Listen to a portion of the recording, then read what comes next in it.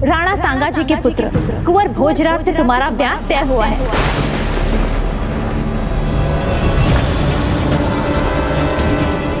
ये आप क्या कह रही है ताई साहब? ये असंभव है। मेरा ब्याह किसी और के साथ कैसे हो सकता है? मेरा ब्याह तो इनसे हो चुका है। मेरे गिरधर गोपाल से, मेरे गिरधर गोपाल से।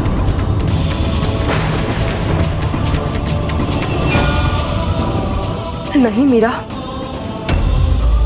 नहीं का क्या अर्थ है माँ? मैंने अभी तो आपको बताया ना कि कल रात मेरे सपने में मेरे गिरधर से मेरा ब्याह हुआ था। इतनी बड़ी हो गई हो पर अभी भी ये बचपना है। नहीं ताईसा, ये बचपना नहीं, मेरा प्रेम, मेरी भक्ति है। बचपन से ही मैंने इन्हें अपना दूल्हा माना है, तो फिर मैं किसी और को अपना पति कैसे मान सकती हूँ? बताइए। ये कैसी मूर्खता की बात है मीरा? एक पत्थर की मूरत से कभी किसी का ब्याह कैसे हो सकता है? नहीं ताईसा, मेरे गिरधर गोपाल को पत्थर की मूरत मत कहिए। मेरे प्राण बसते हैं इनमें। अपनी पुत्री को समझाओ राव रतन सिंह, अन्यथा समूचा मारवाड़ हमारे परिवार का उपहास बनाएगा कि पहले स्वयं संबंध बनाया और अब तोड़ रहे हैं। मीरा बहुत बुद्धिमान और समझदार है भाई साहब। वो अपने दादाजी के परिवार के सम्मान पर कोई आँच नहीं आने देगी। किंतु पिताजी, मैं तुम्हारी पीड़ा समझ सकती हूँ बिटिया, किंतु सत्य को स्वीकार करना भी आवश्यक है। कब तक भ्रम पाल कर रखोगे? जीवन गुड्डे गुड्डी का खेल तो नहीं। भ्रम? कैसा भ्रम मां? जो सत्य है उसे आप लोग भ्रम मनवाने पर क्यों तुले हुए हैं? नहीं, ये संसार एक भ्रम है और सच है तो मेरे गिरधर गोपाल, मेरे प्रभु, मेरे स्वामी, यही एकमात्र सच है।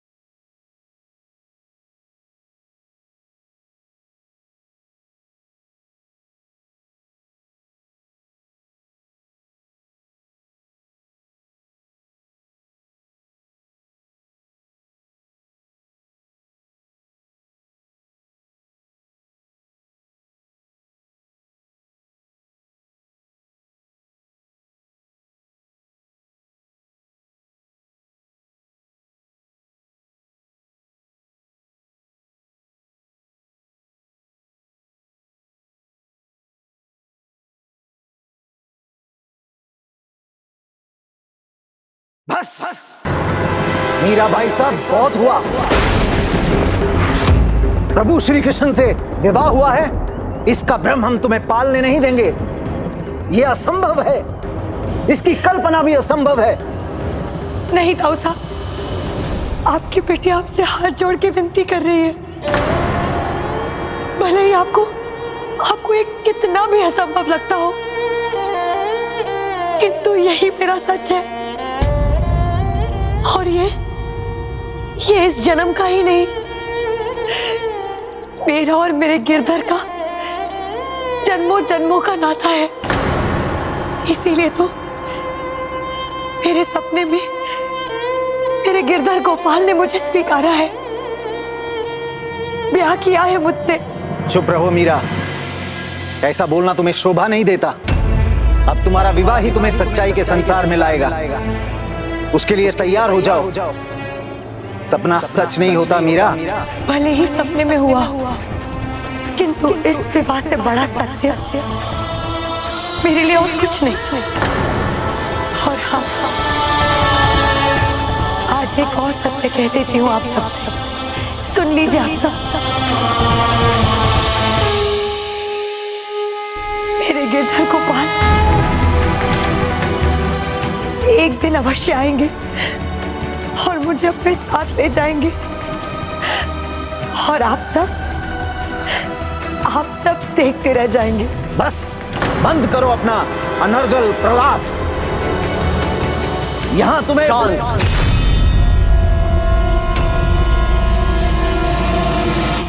शांत हो जाओ वीरमदेव। अब कोई मेरी मीरा से एक शब्द भी नहीं कहेगा।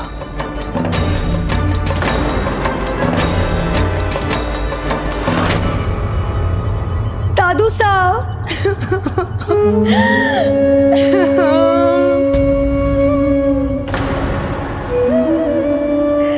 देखिए ना दादू साहब, ये सब मेरे गिरधर गोपाल को झूठ कह रहे हैं और किसी दूसरे से मेरा विवाह कराना चाहते हैं। इसमें इनका कोई दोष नहीं है बिटिया रानी। तुमने भक्ति रत्न पाया है, तुम धन्य हो। और तुम्हारा जन्म हमारे परिवार में हुआ है, ये हमारा सौभाग्य है। ये मैं तो देख सकता हूं, किंतु अन्य किसी के लिए ये देख पाना, मान पाना कठिन है, क्योंकि ये सभी सामाजिक बंधनों से और समाज में इस परिवार के मान सम्मान से बंधे हैं। ये नहीं चाहते कि इनका वचन भंग हो और कोई भी हम पर और हमारे परिवार पर उंगली उठाए। अपने स्थान पर सही होते हुए भी ये सभी एक बहुत बड़ी भूल कर रहे हैं। गिरधर गोपाल के प्रति तुम्हारा अटूट प्रेम कभी भंग नहीं हो सकता। तुम्हारी भक्ति से तो हमारा परिवार पूजनीय बन जाएगा। किंतु महाराज साहब,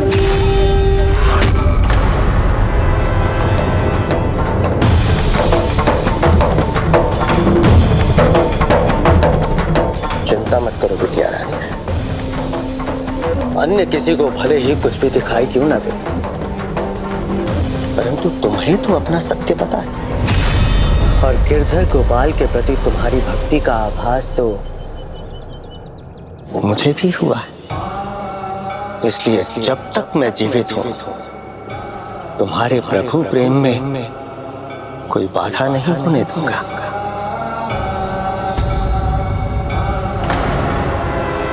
तुम अपने भगवान से एक अलौकिक बंधन से बंधी हो, इसलिए मैं तुम्हें किसी लौकिक बंधन में बंधने के लिए बाध्य नहीं होने दूंगा। जब तक मैं जीवित हूं, तुम्हारा सांसारिक विवाह नहीं होगा मेरा। जब तक मैं जीवित हूं, तुम्हारा सांसारिक विवाह नहीं होगा मेरा। मीरा के हृदय को उसके दादाजी समझ गए थे और उन्होंने उस दिन उसे इतनी बड़ी दुविधा से मुक्त कर दिया। किंतु उसका जीवन तो चुनौतियों से भरा था। प्रभु को पाने की सरल भक्ति रूपी तप में उसे अनेक परीक्षाएं देनी थी।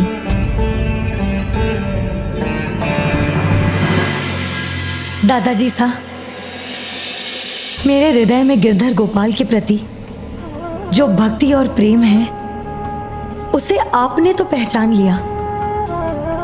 आपने मुझे विवाह जैसी बड़ी दुविधा से भी बचा लिया। किंतु और सभी तो तभी समझेंगे ना जब वो मानेंगे कि जो मैंने स्वप्न में देखा वो मेरी नींद में मन की कल्पना नहीं बल्कि सत्य था। तुमने देखा क्या था मेरा बिटिया? मैंने देखा कि मेरे हाथों में मेहंदी रची थी,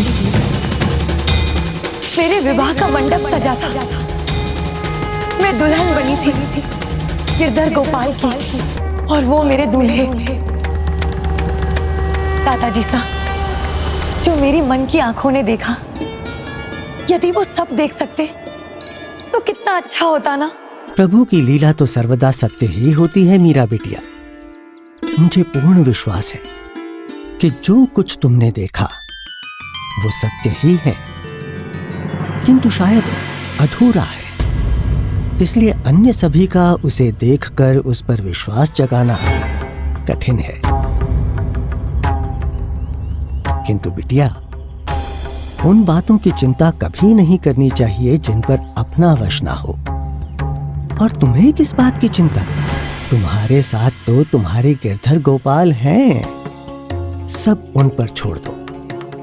वही कोई उपाय ढूंढ लेंगे जिससे अन्य सभी को भी इस बात पर विश्वास हो जाएगा कि जो कुछ तुमने देखा वो सब सत्य था। दादाजी सा, अब क्या बताऊं? जितने जतन कर सकती थी मैंने सब कर लिए, किंतु मेरे गिरधर गोपाल ना ही मुझसे मिलने आ रहे हैं और ना ही मुझे लेने। दादाजी सा, अब आप ही कोई उपाय सुझाइए। गुरौ न प्राप्यते यत् नान्यत्रापि हि लभ्यते, गुरु प्रसादात् सर्वं तु प्राप्नोत्येव न संशयः। गुरु की कृपा से ही सब कुछ प्राप्त करना संभव है, इसमें कोई संशय नहीं है बिटिया। इसलिए तुम गुरुदेव के पास जाओ, वही तुम्हारा मार्गदर्शन करेंगे। तुम्हें एक ऐसे सद्गुरु की आवश्यकता होगी जो तुम्हारे प्रभु को प्राप्त करने की तीव्र इच्छा को समझ सके, तुम्हारे भक्ति के मर्म को पहचान सके और आशीर्वाद स्वरूप प्रभु को प्राप्त करने का सरल उपाय तुम्हारे सामने उजागर कर सके। भला ऐसे सद्गुरु मैं कहां और कैसे ढूंढूंगी? चिंता मत करो पुत्री। अब जब तुमने अपनी इच्छा प्रकट की है तो तुम्हारे सद्गुरु से मिलने का संजोग भी स्वयं उत्पन्न होगा। तुम्हारे सद्गुरु स्वयं तुम्हें ढूंढ लेंगे। बिहारी दास जी ने अपने शब्दों से मीरा की आस बंधा दी कि उसे उसके सद्गुरु अवश्य मिलेंगे। किंतु जहां उसे बस अपने सद्गुरु से मिलने की चिंता थी, वहीं परिवार में सभी उसके भविष्य को लेकर चिंतित थे।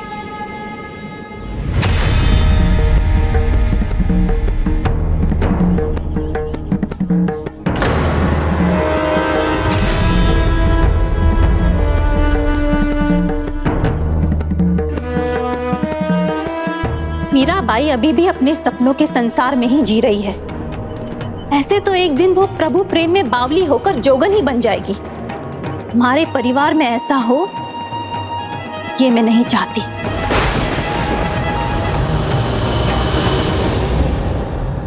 हमें ये भी सोचना है कि मीरा के जोगन बन जाने से हमारे राज्य पर क्या असर होगा।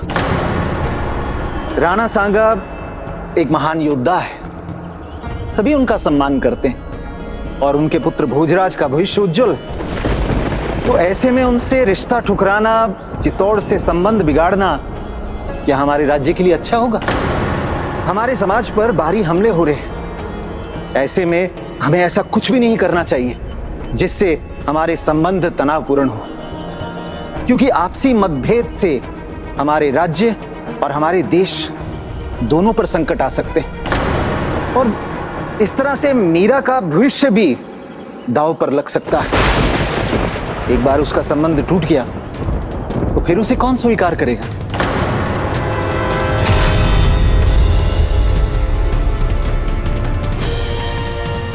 आप उचित कह रहे हैं भाई साहब, किंतु पिताजी सा के आदेश को कैसे टाले, इसका उपाय आप ही सुझाइए। कुंवर भोजराज गुरुकुल में शिक्षा ग्रहण कर रहे हैं, उनको वापस आने में समय लगेगा और उसके बाद ही विवाह की तिथि तय होगी। तब तक हमें महाराज साहब और मीरा को समझाना पड़ेगा। जब तक ये बात सुलझ ना जाए, दोनों समझ ना जाए, हम यहीं रुकेंगे। भोजराज के साथ विवाह स्वीकारना ही होगा मीरा और महाराज सा को। ये उत्तरदायित्व केवल आपका नहीं, हमारा भी है। आप दोनों का धन्यवाद। मुझे ऐसे लगता है मुझसे ही कोई भूल हुई है जो मीरा को पहले समझा ना सकी, उसको सच्चाई से अवगत ना करवा सकी। संसार के लिए आप एक भगवान हैं, किंतु मेरे लिए तो आप मेरा पूरा संसार है। लोग मुझे बावली कहें, जोगन कहें, मुझे कोई अंतर नहीं पड़ता। अंतर पड़ता है तो केवल इस बात से कि मेरे गिरधर गोपाल मुझे मिल क्यों नहीं रहे। हाँ, मैं बावली हूं, पर आपको क्या, आप ना स्वयं मुझसे मिलने आ रहे हैं और ना ही उस सद्गुरु से मुझे मिलवा रहे हैं जो मुझे आप तक पहुंचा दे। अब आपको कुछ तो करना ही पड़ेगा, नहीं तो ये सभी मिलकर आपकी मीरा का हाथ किसी और के हाथ में थमा देंगे। तब आप क्या करेंगे? तो जल्दी से आइए और ले जाइए मुझे अपने साथ, और ले जाइए मुझे अपने साथ। वरना मेरा जो होगा मैं तो उसे सह भी लूंगी, किंतु आप क्या करेंगे? आप तो अकेले रह जाएंगे। फिर कौन करेगा आपकी सेवा? कौन रखेगा आपका इतना ध्यान? कौन करेगा इतना अपार प्रेम आपसे? आप तो अंतर्यामी हो, सब कुछ जानते हो। सब कैसे रोक टोक लगाते हैं मुझ पर, अपनी बात समझाते हैं, किंतु मेरे हृदय में क्या है ये तो कोई समझता ही नहीं, और अब तो मां भी नहीं।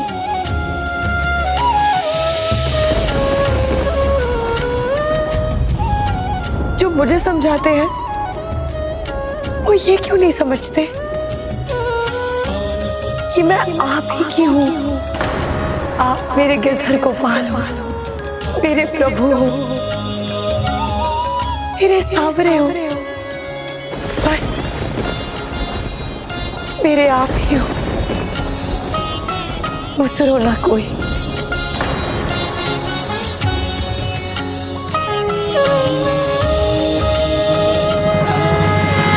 जैसे मीम जल के बिना, पंछी आसमान के बिना नहीं जी सकते, वैसे आप ये मीरा प्रभु आपके बिना नहीं रह सकती। तो अब आप ही सोचकर बताइए कि आप कब आएंगे, कब मुझे यहाँ से ले जाएंगे। इतनी कृपा तो कीजिए गिरधर कि मुझे ये तो बता दीजिए कि मेरे सद्गुरु से आप मुझे कब मिलवाएंगे। गुरु पूर्णिमा। गुरु पूर्णिमा। गुरु पूर्णिमा।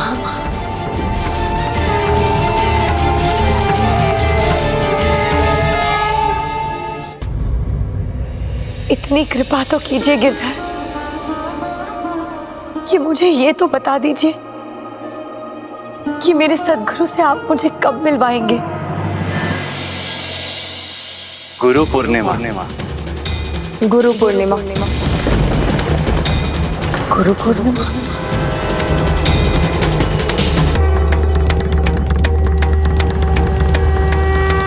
गुरु पूर्णिमा अगले सप्ताह ही तो है। गुरु पूर्णिमा के दिन हम सभी गुरु बिहारी दास जी के पास जाएंगे। तुम्हें भी साथ चलना होगा। हो सकता है तुम्हें कुछ समझा सकें, तुम्हें सद्बुद्धि दे सकें। मैं आज ही उन्हीं के पास से होकर आई हूँ माँ, और उन्होंने मुझे बताया कि अपने प्रभु को पाने के लिए मुझे पहले अपने सद्गुरु को ढूंढना होगा, और उसी दिन इस मीरा की भी मनोकामना पूरी हो जाएगी। मुझे मेरे सद्गुरु मिलेंगे और वो मुझे मेरे प्रभु तक पहुंचने के लिए उपाय बताएंगे। फिर मेरे गिरधर गोपाल मुझे अपने साथ ले जाएंगे। बस मेरा बस। अब मैं और कुछ नहीं सुन सकती। तुम्हारे गिरधर गोपाल तुम्हारे स्वामी नहीं है। भूल जाओ जो मैंने कभी कहा था। भूल जाऊं? कैसे भूल जाऊं माँ?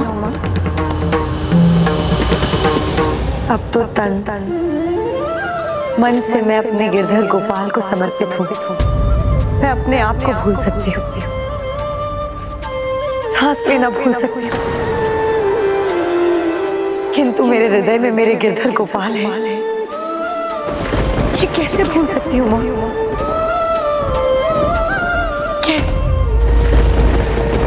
माँ, माँ,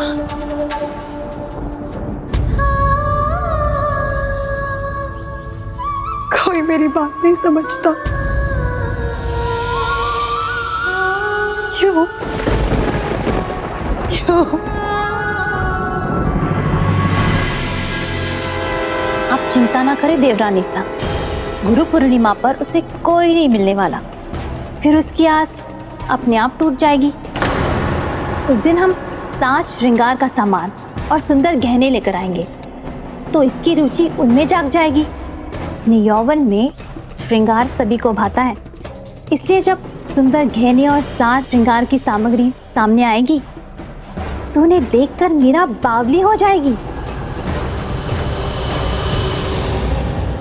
जो ना समझना चाहे उसे कौन समझाए।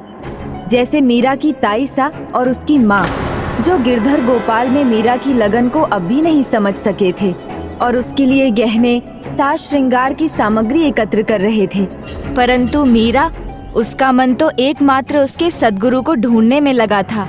और फिर गुरु पूर्णिमा आ ही गई।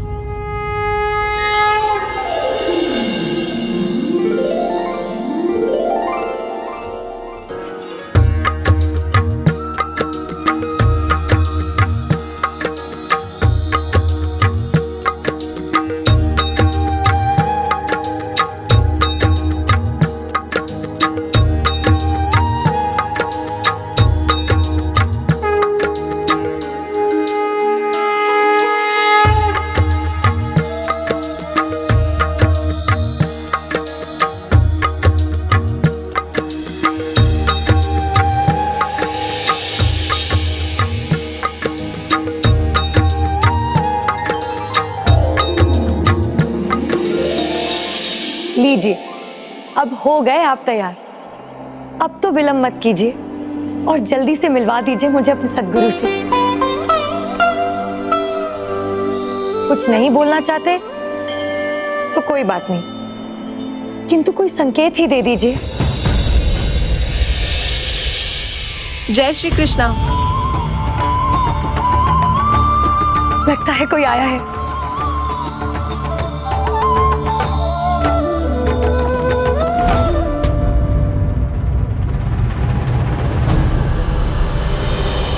ये तो माली जी हैं। भाभी साहब, बहुत ही चोखा उपाय ढूंढा है आपने। अभी तो ससुराल से उपहार आने बाकी है, तभी तो होगा सोने पे सुहागा, और हमारी तैयारी को 4 चांद और लग जाएंगे।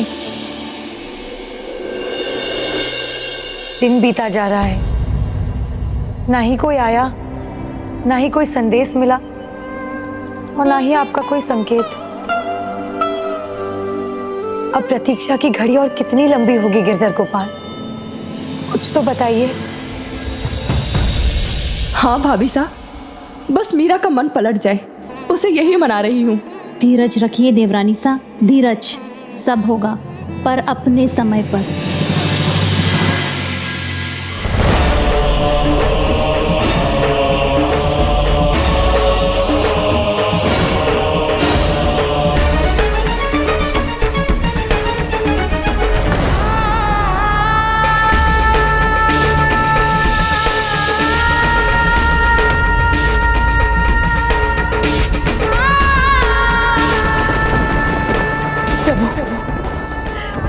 सूर्यास्त के साथ साथ मेरे मन की आशा का सूरज भी डूबता जा रहा है। आपने जो आशा बंधाई थी उसे टूटने तो नहीं देंगे ना? अब और प्रतीक्षा मत कराइए, कृपा कीजिए मुझ पर। मेरे गुरु चरणों के दरस अब दिखा दीजिए प्रभु।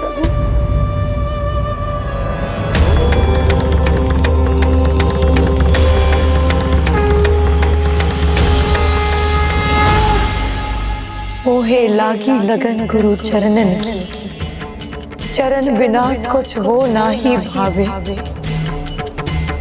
जग माया सब सपनन की, भव सागर सब सूख गयो है। फिक्र न मोहे तरनन की, मीरा के प्रभु गिरधर नागर।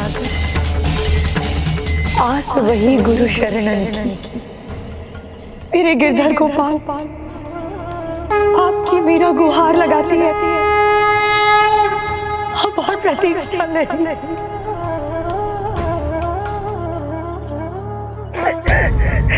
राजकुमारी सा, द्वार पर कोई है, आपको पूछ रहा है। आप कहें तो भीतर ले आओ।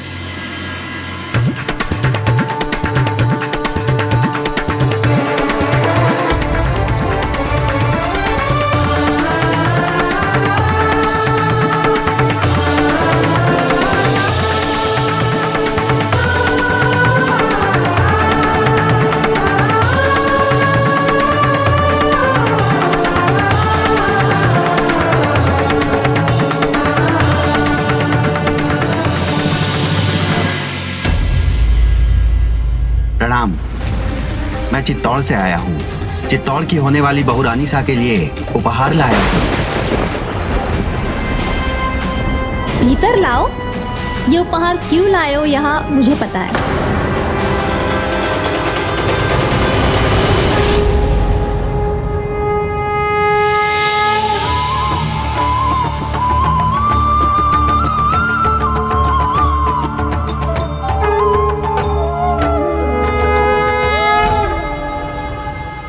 हे गिरधर गोपाल, ये कैसी प्रतीक्षा ले रहे हैं आप? मुझे मेरे सद्गुरु से क्यों नहीं मिलवा रहे? मैं कैसे आप तक पहुंचूंगी?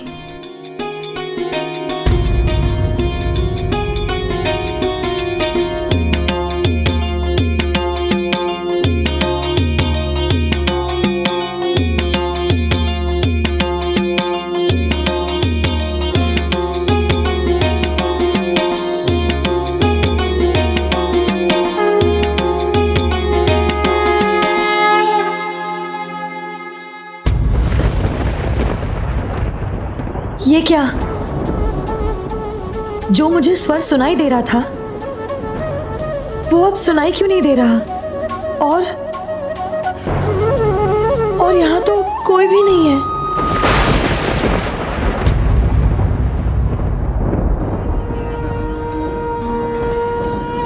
हो सकता है मेरे सद्गुरु मंदिर में होंगे।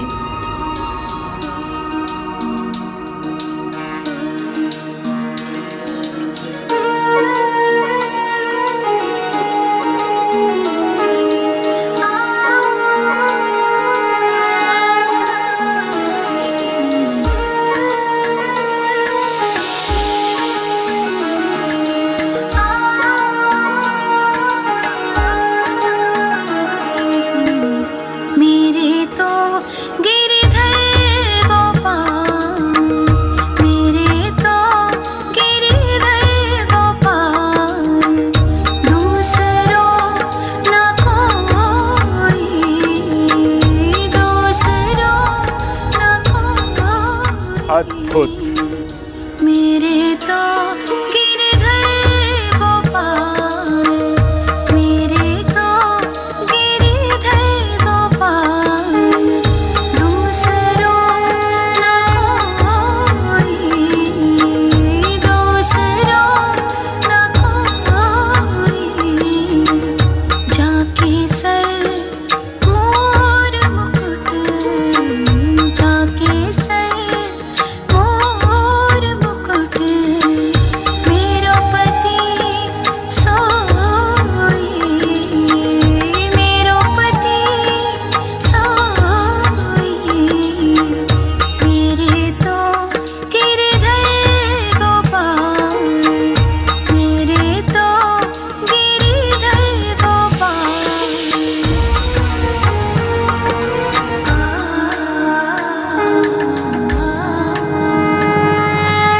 कितना सुंदर, कितना मधुर, कितना भक्तमय है ये स्वर।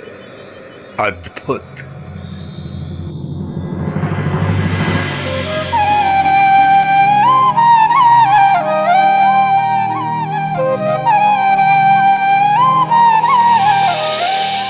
प्रणाम गुरुदेव। कल्याण हो, परंतु तुमने अपना भजन क्यों रोक दिया? तुम्हारा स्वर, तुम्हारी भक्ति का सम्मोहन ही मुझे यहां खींच लाया। मैं तो तुम्हारा भजन और सुनना चाहता था, उसमें बाधा बनना नहीं चाहता था।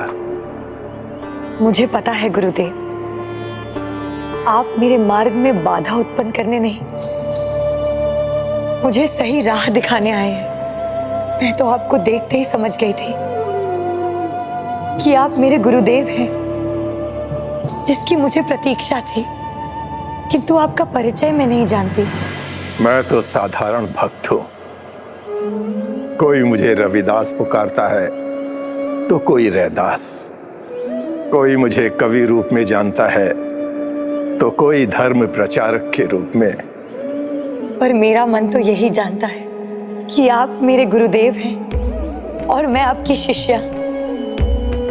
क्या आप भी मुझे अपनी शिष्या मानकर मेरा मार्गदर्शन करने की कृपा करेंगे?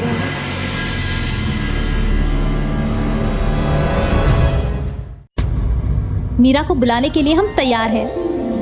किंतु मीराबाई साहब अपने कक्ष में नहीं है।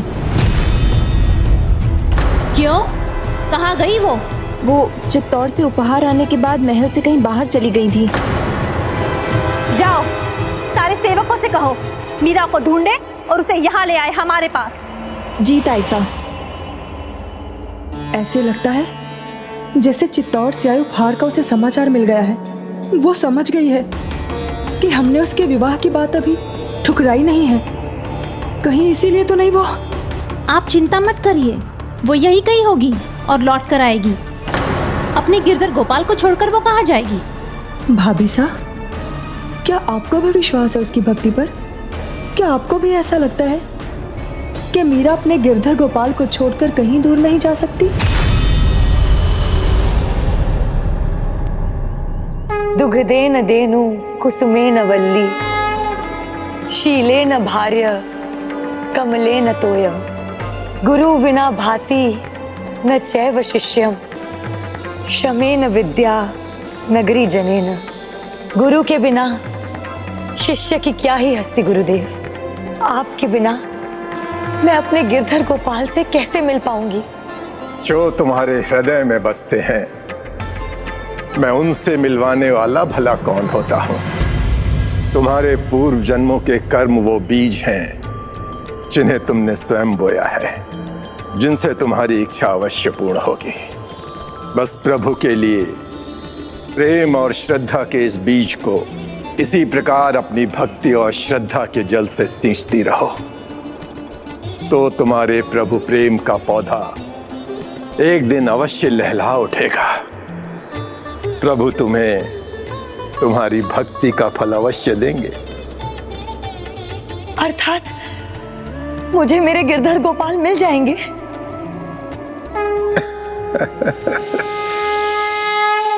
ये तुम्हारे हैं, ये एक तारा और ये जापमाला सदा तुम्हारा साथ देंगे।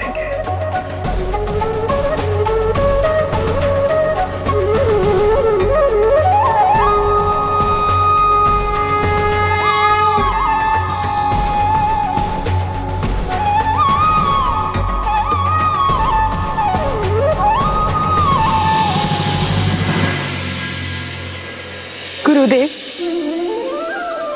आपने तो मुझे अनूठा आशीर्वाद दिया है। अब इसके बदले मैं आपको क्या गुरु दक्षिणा दूं? भक्ति भाव से प्रेरित होकर जो भी तुम्हारे मन में आए, तुम उन शब्दों को कागज पर संजो देना और अपनी सुरीली वाणी में गाकर सारे जगत में फैला देना। यही मेरी गुरु दक्षिणा होगी। जो आज्ञा गुरुदेव।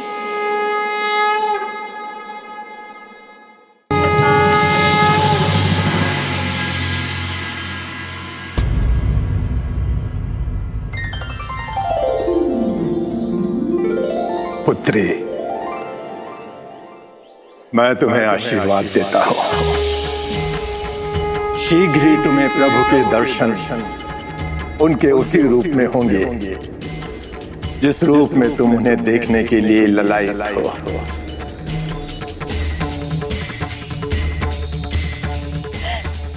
धन्यवाद गुरुदेव, धन्यवाद।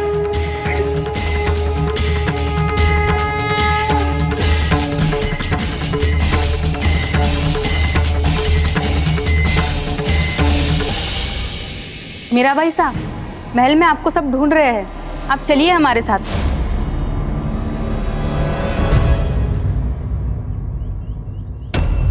हो ना हो ये मीरा का ही स्वर था, उसी का गाया हुआ भजन है ये। राज परिवार की मर्यादा का तनिक भी आभास नहीं है उसे। एक राजकुमारी का इस तरह से कहीं भी गाना शोभा नहीं देता। मुझे भय है कि वो कोई ऐसी बड़ी भूल न कर दे जिसकी गूंज चित्तौड़ तक पहुंचकर हमारे परिवार को कलंकित कर दे। मैं अभी जाता हूं भाई साहब और उसे खुद लेकर आता हूं।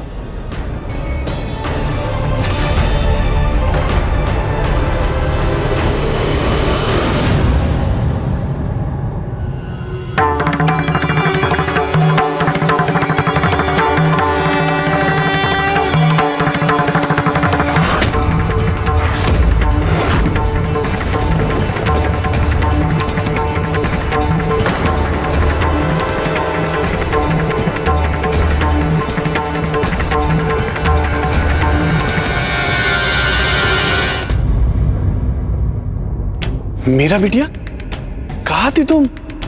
ये सब क्या है? बिटिया कहाँ चली गई थी तुम? आओ देखो हम तुम्हारे लिए क्या लाए हैं। हाँ मीरा, अनेकों उपहार आए तुम्हारे लिए चित्तौड़ से, तुम्हारे कक्ष में रखवा दिए। आओ हमारे साथ, हम तुम्हें दिखाते हैं। आओ।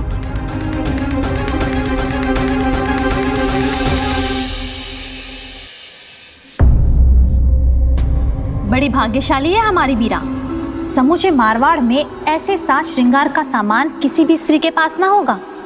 हाँ, सब सोचती रह जाती हैं कि हमारे पास ऐसे गहने हो, ऐसे साज और श्रृंगार का सामान हो, किंतु कहाँ मिल पाता है। बताओ मीरा, तुम्हें अच्छा लगा ना ये सब?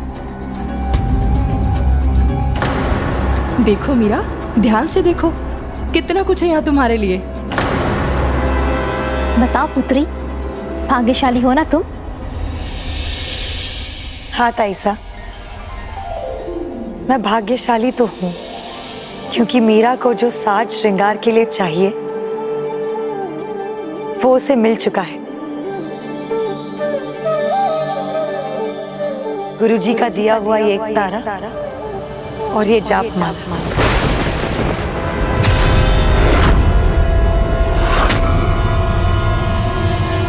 आज मैं बहुत खुश हूँ। माँ, ताईसा, आप भी मेरे लिए खुश हैं ना? इसके लिए बहुत बहुत धन्यवाद। मेरे तो गिरधर गोपाल। इतना सब किया, कहाँ से साज श्रृंगार का सामान नहीं मंगवाया, इतने गहने इकट्ठा किए, पर फिर भी मीरा ने उन्हें एक आंख न देखा।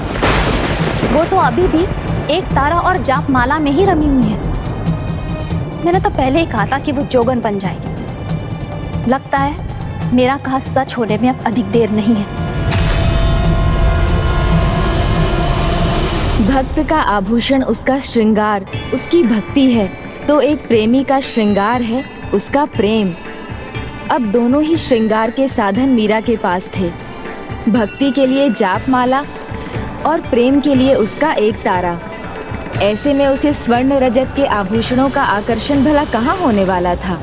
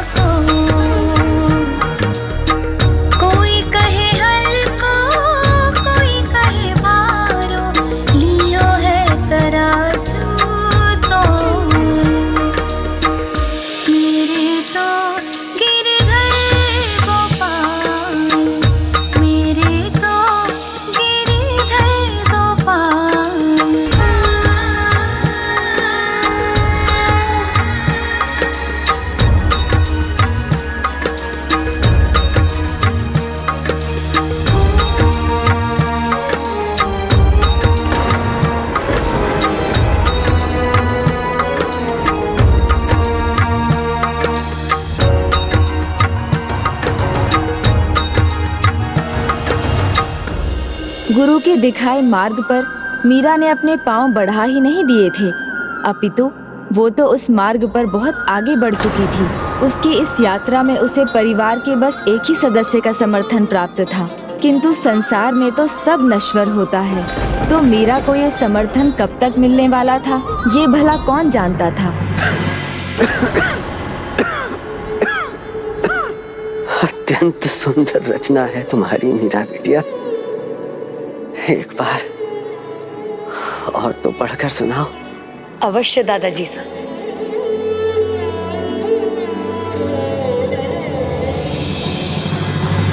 बसो मोरे नैनन में नंदलाल, मोहिनी मूर्ति सांवरी सूरती, नैना बने विशाल, अधर सुधारस मुरली राजत, उर बैजंती माल, क्षुद्र घंटिका कटितट शोभित, नुपुर सबत रसाल, मीरा प्रभु संतन सुखदाई, भगत बछल गोपाल।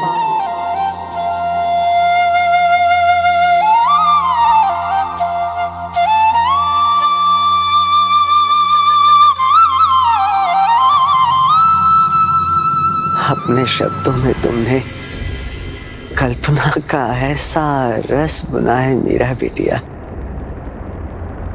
प्रतीत होता है जैसे स्वयं प्रभु सामने खड़े हो।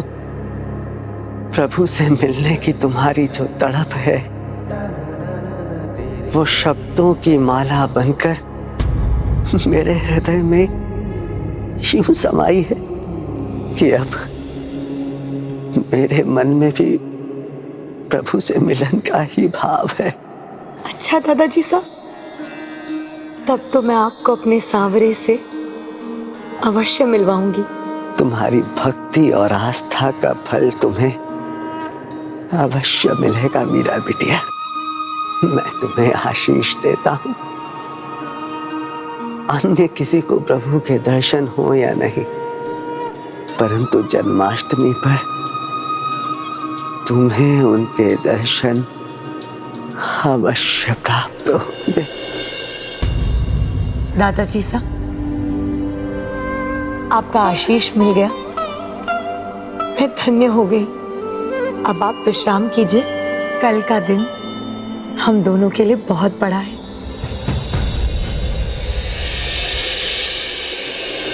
कल इतना बड़ा दिन है इस परिवार के लिए, इसलिए मुझे डर लग रहा है। इतने अतिथि आएंगे, कहीं उनके बीच मीरा कुछ ऐसा ना कर दे जिससे परिवार का मान गिरे। भाभी साहब, यही चिंता मुझे भी है। मीरा तो एक जोगन के जैसे रहने लगी है, दिन रात गिरधर गोपाल की सेवा में लगी रहती है। अब तो उसे किसी बात की सुध-बुध भी नहीं रही। कहीं लोग उसे एक राजकुमारी नहीं बल्कि कहीं जोगन ही ना समझ ले। देवर जी साहब, तब तो ये बात चित्तौड़ भी पहुंच जाएगी।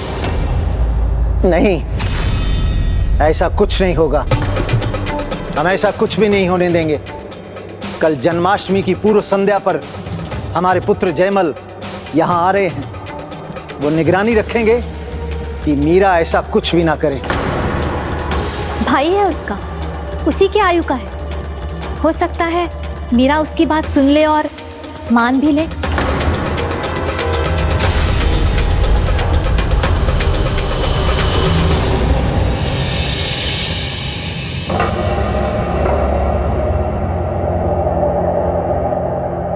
कल तक तुम मेरी खुशी, मेरे आनंद का कारण थी, परंतु आज पूरे परिवार के लिए चिंता का कारण बन गई हो मीरा।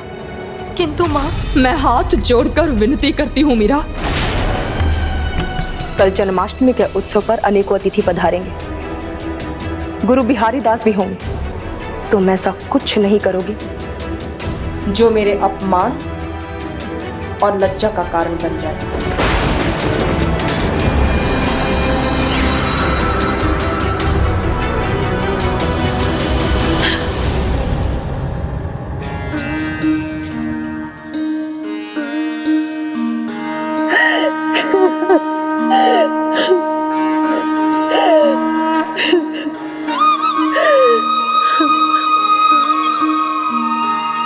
तो सब सुनते हैं ना, सब जानते हैं, तो ये भी जानते होंगे कि सब मुझे रोकते टोकते हैं, किंतु मुझ पर किसी भी बात का कोई प्रभाव नहीं पड़ता। लेकिन आज तो मां ने भी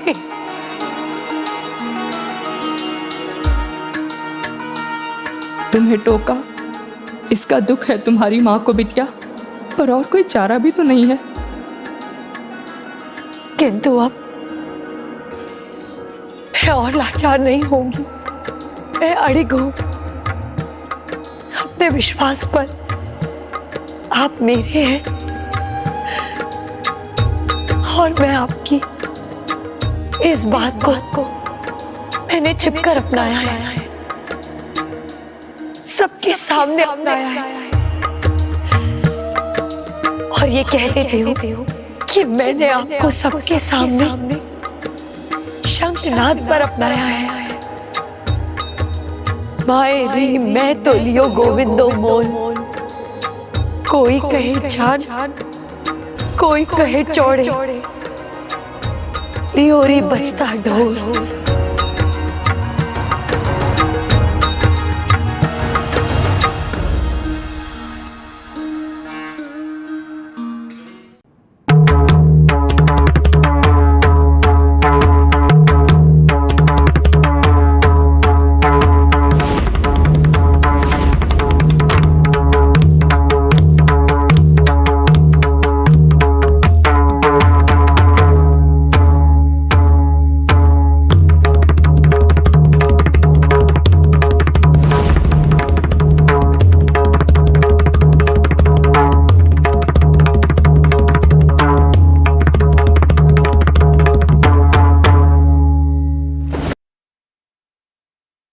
महंगा सस्ता देखकर प्रेम नहीं होता। मैंने आपको अपने हृदय के तराजू में तोलकर अपनाया है। काला गोरा देखकर नहीं, मैंने आपको अपनी मन की आंखें खोलकर अपनाया है। कोई कहे मोहंगो, कोई कहे सुहंगो, लियोरी तराजू रे तोल। कोई कहे कारो, कोई कहे गोरो, लियोरी आँखियां खोल।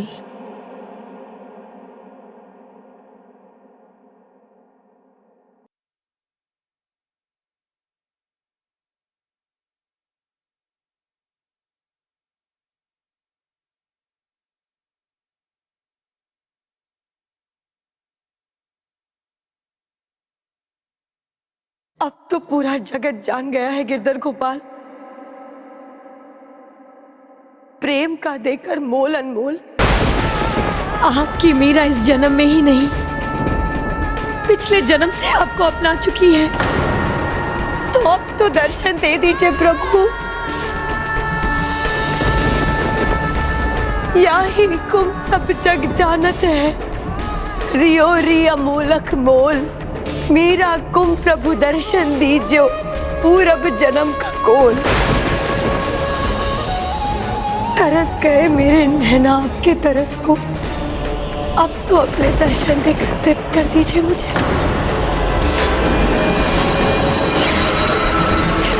मीरा, मीरा, मीरा, मीरा, अपना कुछ तो ध्यान रखो। अपने गिरधर गोपाल के विचार में इतनी बावली मत बनो मीरा। सही कहा आपने, गिरधर गोपाल मेरे अपने हैं, और जो मेरे अपने होते हैं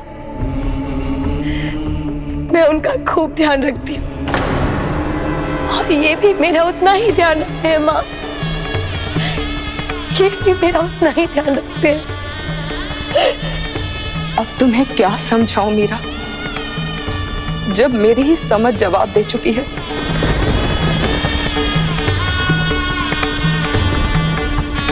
ये वस्त्र लाई थी तुम्हारे लिए। कल तुम जोगन के भेष में नहीं, राजकुमारी के रूप में सबके सामने आओगी। अपने परिवार की आन बान के लिए नहीं, मेरे लिए, और मेरे लिए भी नहीं तो अपने गिरधर गोपाल के लिए। कल उनका जन्मदिन है, और अगर उनके लिए ये भी ना कर सकी तो फिर किसी के सामने भी मत आना।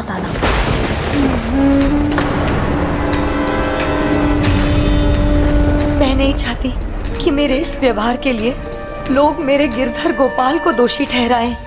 एक और मीरा अपने गिरधर की भक्ति और प्रेम में जोगन बनती जा रही थी, वहीं दूसरी ओर परिवार को राजघराने के सम्मान की चिंता विचलित कर रही थी।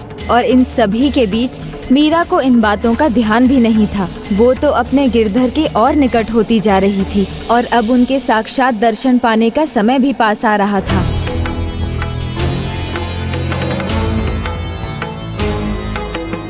भाई साहब, चित्तौड़ से भी कोई अतिथि आने वाले हैं। तुम्हें याद नहीं महाराज साहब ने क्या कहा था? देखो रतन सिंह, मैं नहीं चाहता कि उन्हें पता चले कि हम उनकी पीठ पीछे मीरा का विवाह तय कर रहे हैं। इससे उन्हें दुख होगा। मुझे विश्वास है कि जिस दिन उन्हें बताने का समय आएगा, मेरे समझाने पे वो समझ जाएंगे कि इसी में परिवार की भलाई। प्रणाम पिताजी साहब। आओ पुत्र जयमल, तुम्हारा स्वागत। प्रणाम चाचा जी साहब। प्रणाम प्रणाम।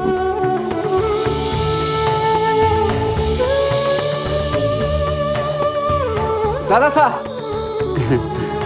प्रणाम दादाजी साहब। दादाजी साहब। अरे पुत्र जयमल, संभल कर, दादाजी साहब स्वस्थ नहीं है। लगता तो नहीं है चाचा जी साहब। दादा की भुजाओं में तो अभी भी मुझसे अधिक बल है। क्यों दादाजी साहब? पुत्र नहीं, शक्ति तो युवा भुजाओं में होती है। अब इस परिवार की शक्ति युवा पीढ़ी है। तो उसमें तो मेरा भी आती है ना, वो कहाँ है? मैं यहाँ हूँ जयमल भाई साहब।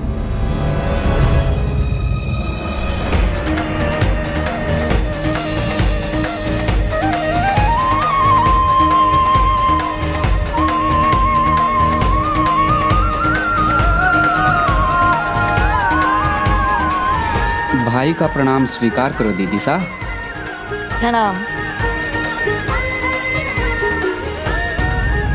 गुरुदेव,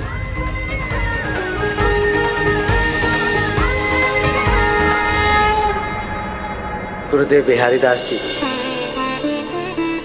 गुरुदेव, आपके मार्गदर्शन के लिए अनेकों धन्यवाद। मुझे मेरे सद्गुरु भी मिल गए और गुरु की कृपा भी। तब तो तुम्हें तुम्हारे गिरधर गोपाल भी जल्दी मिल जाएंगे मीरा।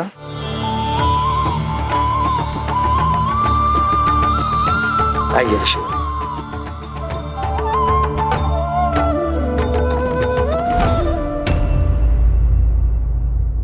बेटा जयमल, मैं आज तुम्हें एक जिम्मेदारी सौंप रहा हूं। आज के दिन मीरा पर विशेष ध्यान रखना, और अगर वो कुछ ऐसा करे जो परिवार को शोभा नहीं देता तो मुझे बताना। अपने गिरधर गोपाल के प्रति उसकी भक्ति और प्रेम के नाम पर उसका व्यवहार राजघराने की मर्यादा के अनुसार नहीं है, उस पर हमें नियंत्रण रखना होगा।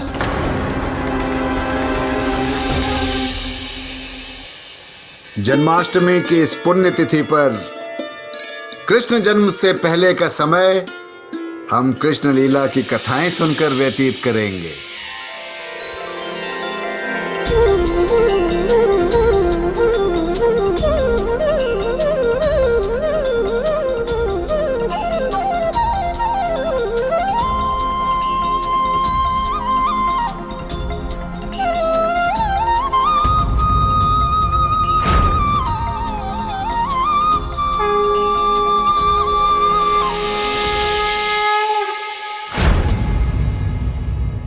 तनक हरि चितवो जी मोरियो, हम चितवत तुम चितवत नाही, मन के बड़े कठोर, मेरे आशा चितनी तुम्हारी और न दूजी ठोर। तुमसे हमको एक हो जी,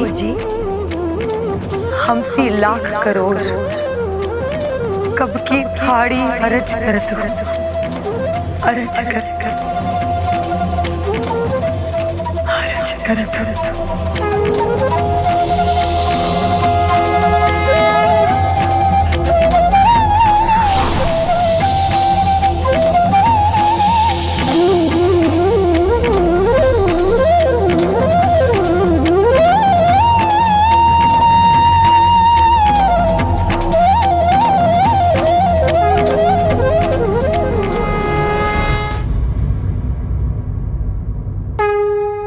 मेरे आशा चितनी तुम्हारी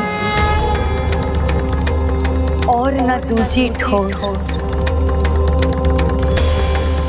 तुमसे हमको एक हो जी, हमसे लाख करोड़। कब की थाड़ी अरज कर दो, अरज कर दो, अरज कर दो, अरज कर दो, अरज कर दो, अरज कर दो।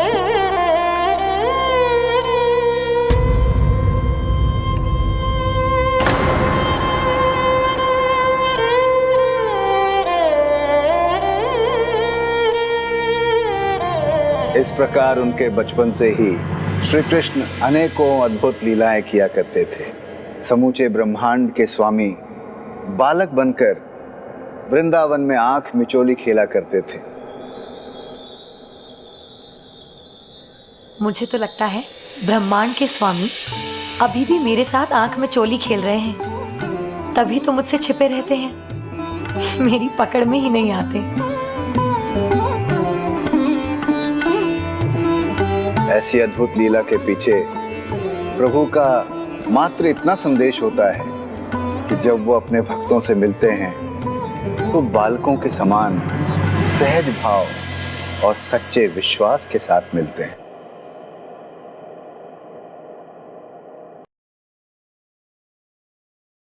अब आप सब मेरे साथ मिलकर बोलिए,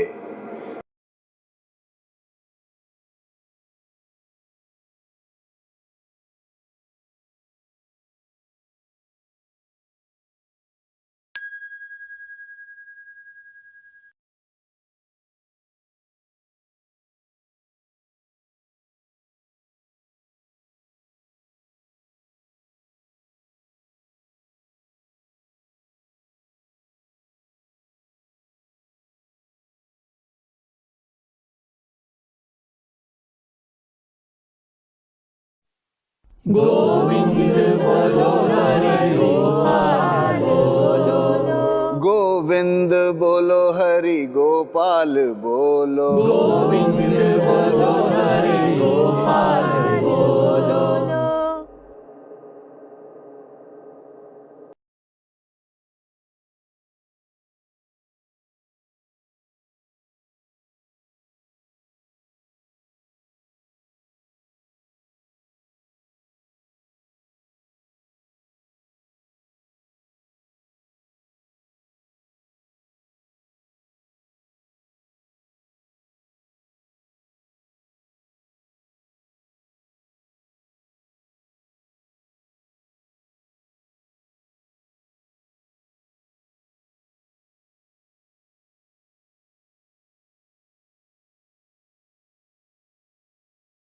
बाहर आपके जन्मदिन का उत्सव मना रहे हैं सभी, आपका नाम लेकर आपको झूला झुलाएंगे, माखन चटाएंगे।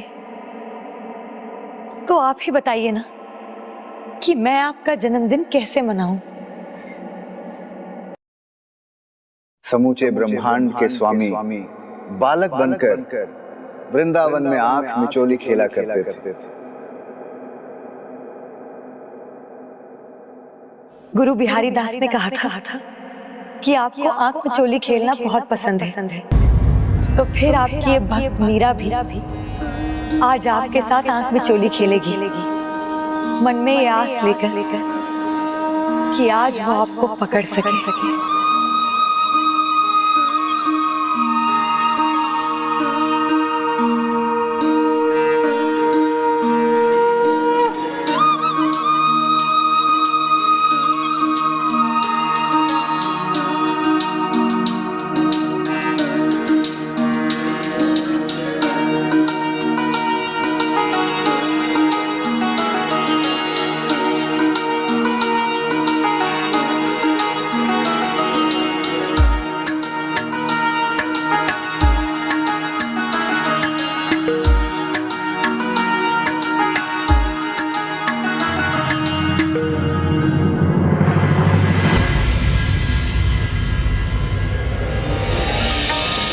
कनक हरीच चितवोजी मोरी ओर, हम चितवत तुम चितवत नाही, मन के बड़े कठोर।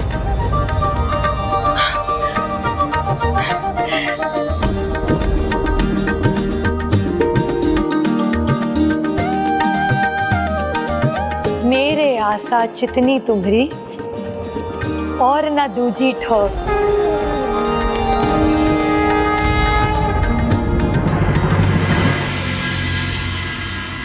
तुमसे हमको एक हो जी,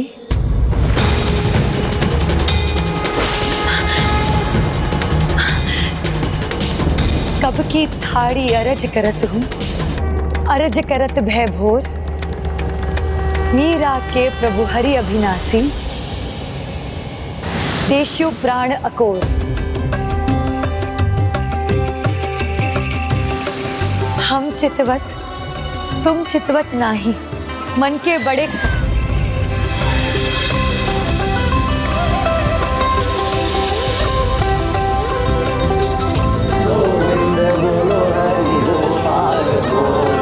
बोलो श्री लड्डू गोपाल की।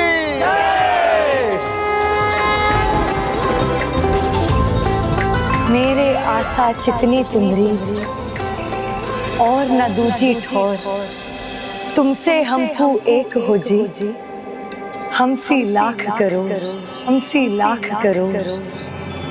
कब की थाड़ी अरज करत, अरज करत भय भोर। मीरा के प्रभु हरि अभिनाशी, देसियु प्राण अकोर।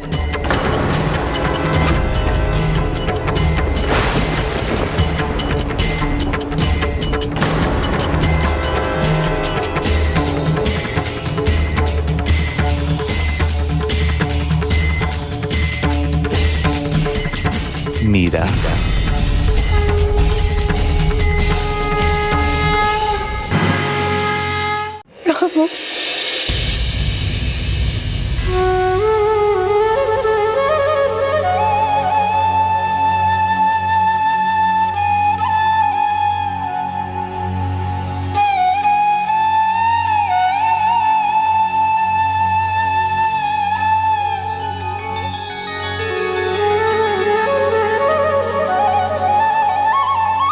प्रणाम प्रभु, आपका स्वागत है। मेरे गिरधर गोपाल मुझे दर्शन देने के लिए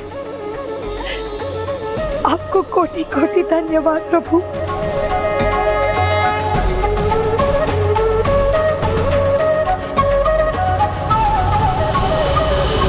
नंद घर आनंद भयो, जय कन्हैया लाल की। हाथी घोड़ा पाल की, जय कन्हैया लाल की। नंद घर आनंद भयो, जय कन्हैया लाल की। हाथी घोड़ा पाल की, जय कन्हैया लाल की। मीरा बिटिया, मीरा द्वार खोलो। मीरा बिटिया, मीरा बिटिया, द्वार खोलो। मीरा बेटा द्वार खोलो। मीरा, मीरा, मीरा, मन करता है कि एक पल के लिए भी अपनी पलकें ना झपकाऊं और बस इसी तरह आपको निहारती रहूं। किंतु मुझे शीघ्र जाना होगा मीरा। जाना होगा?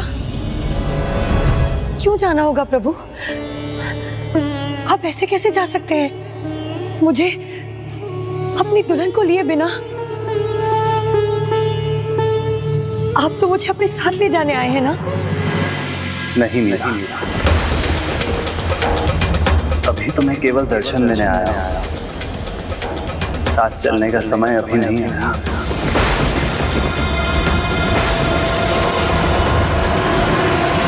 दूसरी द्वार खोलो। मीरा बिटिया, द्वार खोलो। मीरा क्या हुआ? मीरा द्वार खोलो बेटा, द्वार खोलो पुत्री।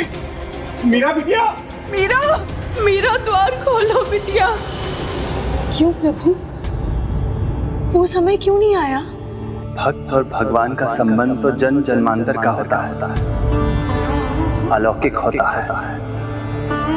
वैसे ही हमारा भी संबंध है, किंतु मनुष्य जन्म की भी कुछ मर्यादाएं होती हैं। कुछ कर्तव्य भी होते हैं जो सबको निभाने पड़ते हैं।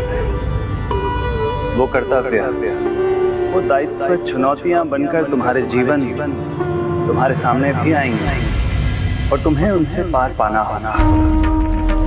फिर एक समय आएगा जब मैं तुम्हें लेने भी आऊंगा।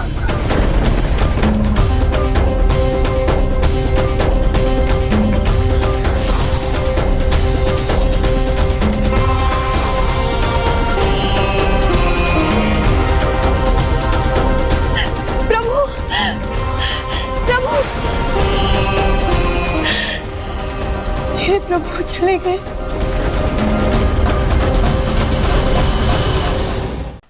मीरा!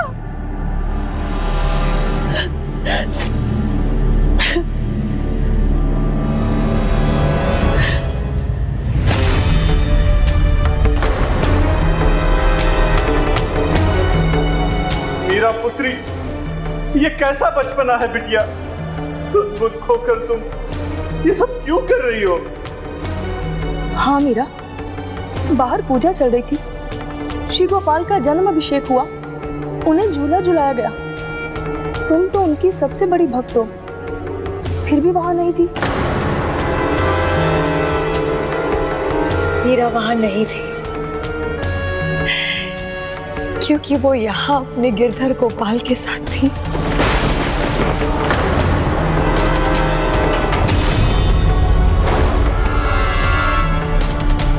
हाँ माँ, इन्होंने मुझे साक्षात दर्शन दिए, वचन दिया है वो फिर आएंगे, उचित समय पर मुझे अपने साथ ले जाएंगे। अच्छा, उन्हें ले ही जाना था तो आज ही क्यों नहीं ले गए? किसको भ्रम में रखना चाहती हो मीरा? हमें या खुद अपने आप को? मीरा, अपने सपनों और कल्पनाओं के संसार से बाहर आओ और सत्य का सामना करो।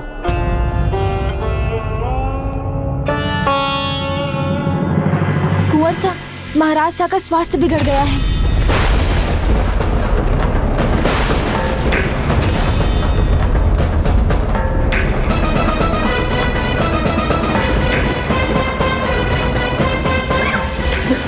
दादाजी, ये लीजिए, काढ़ा पी लीजिए।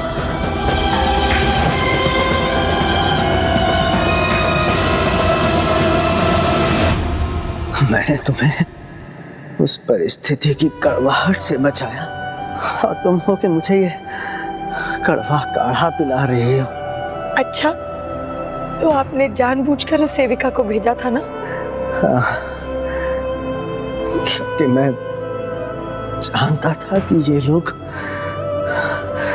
तुम्हारे हृदय को नहीं समझेंगे और मुझे आभास हो गया था कि तुम्हें आज प्रभु दर्शन अवश्य मिलेंगे। किंतु दादाजी साहब, मुझे तो अभी भी अपने गिरधर गोपाल की प्रतीक्षा करनी होगी कि वो कब आएंगे और मुझे अपनी दुल्हन बनाकर साथ ले जाएंगे। देवता भी प्रतीक्षा करते हैं धरती पर अवतार लेने के लिए, क्योंकि उन्हें अपने किसी उद्देश्य की पूर्ति करनी होती है। तुम्हारी भी प्रतीक्षा का कारण यही हो सकता है कि तुम्हारे जीवन का कोई उद्देश्य अभी अधूरा है मेरा बिटिया।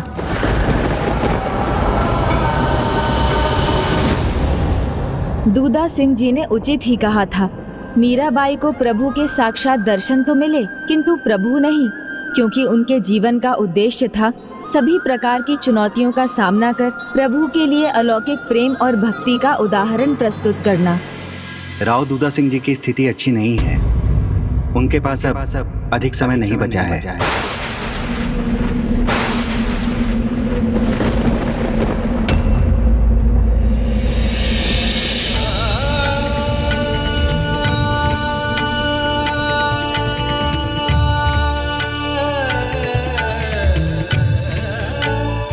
कुंवर भोजराज मीराबाई साहब को देखने आ रहे हैं।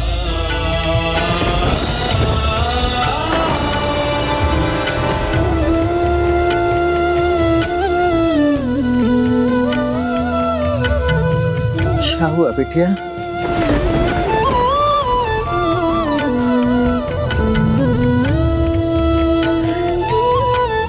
कुछ नहीं दादाजी साहब।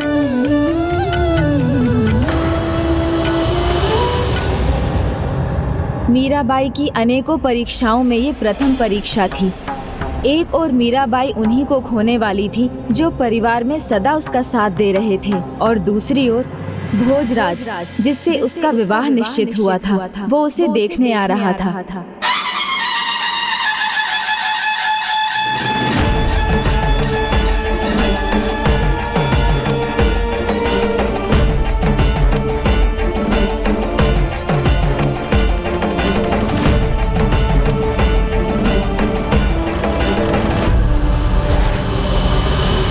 जो प्रभु के प्रति समर्पित होते हैं वो अपने प्रियजनों के प्रति भी संवेदनशील होते हैं। बीमारी की अवस्था में मीरा अपने दादाजी को किसी प्रकार का भी कष्ट नहीं देना चाहती थी, इसलिए उसने भोजराज के आने की बात उन्हें नहीं बताई, पर उसने अपने मन का भाव अपने गिरधर गोपाल को बता दिया, जिनसे ना वो कुछ छिपाती थी और ना ही जिनसे कुछ छिपा था।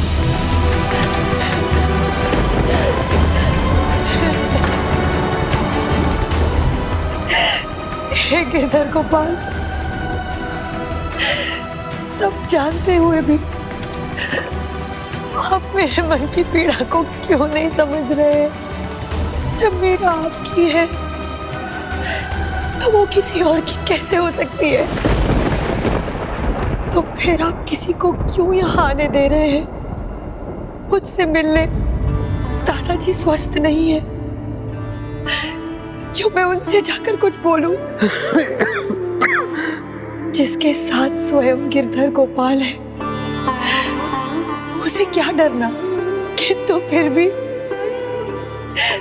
मेरा हृदय शंका से भरा जा रहा है प्रभु। आपने जो दुविधा में मुझे डाला है, अब उस दुविधा से आप ही मुझे निकालेंगे। सिंह रूप धारण करके भक्त प्रहलाद को आपने बचाया, आपने गज को ग्राह से बचाया, देवी द्रौपदी की लाज की रक्षा भी आप ही ने की थी। तो क्या आप अपनी मीरा की रक्षा नहीं करेंगे प्रभु? तो क्या आप अपनी मीरा की रक्षा नहीं करेंगे प्रभु? द्रौपदी री लाज राखी, आप बढ़ायो चीर, भगत कारण रूप नरहरि, धरियो आप शरीर, बुढ़तो गजराज राखियो, काटी कुंजर पीर, दासी मीरा लाल गिरधर, हरो मारे वीर।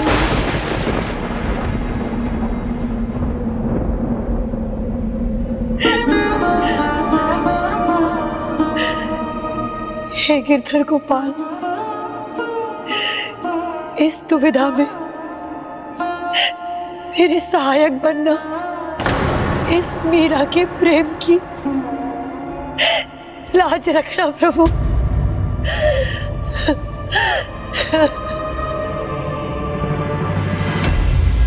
कैसी दुविधा पुत्री?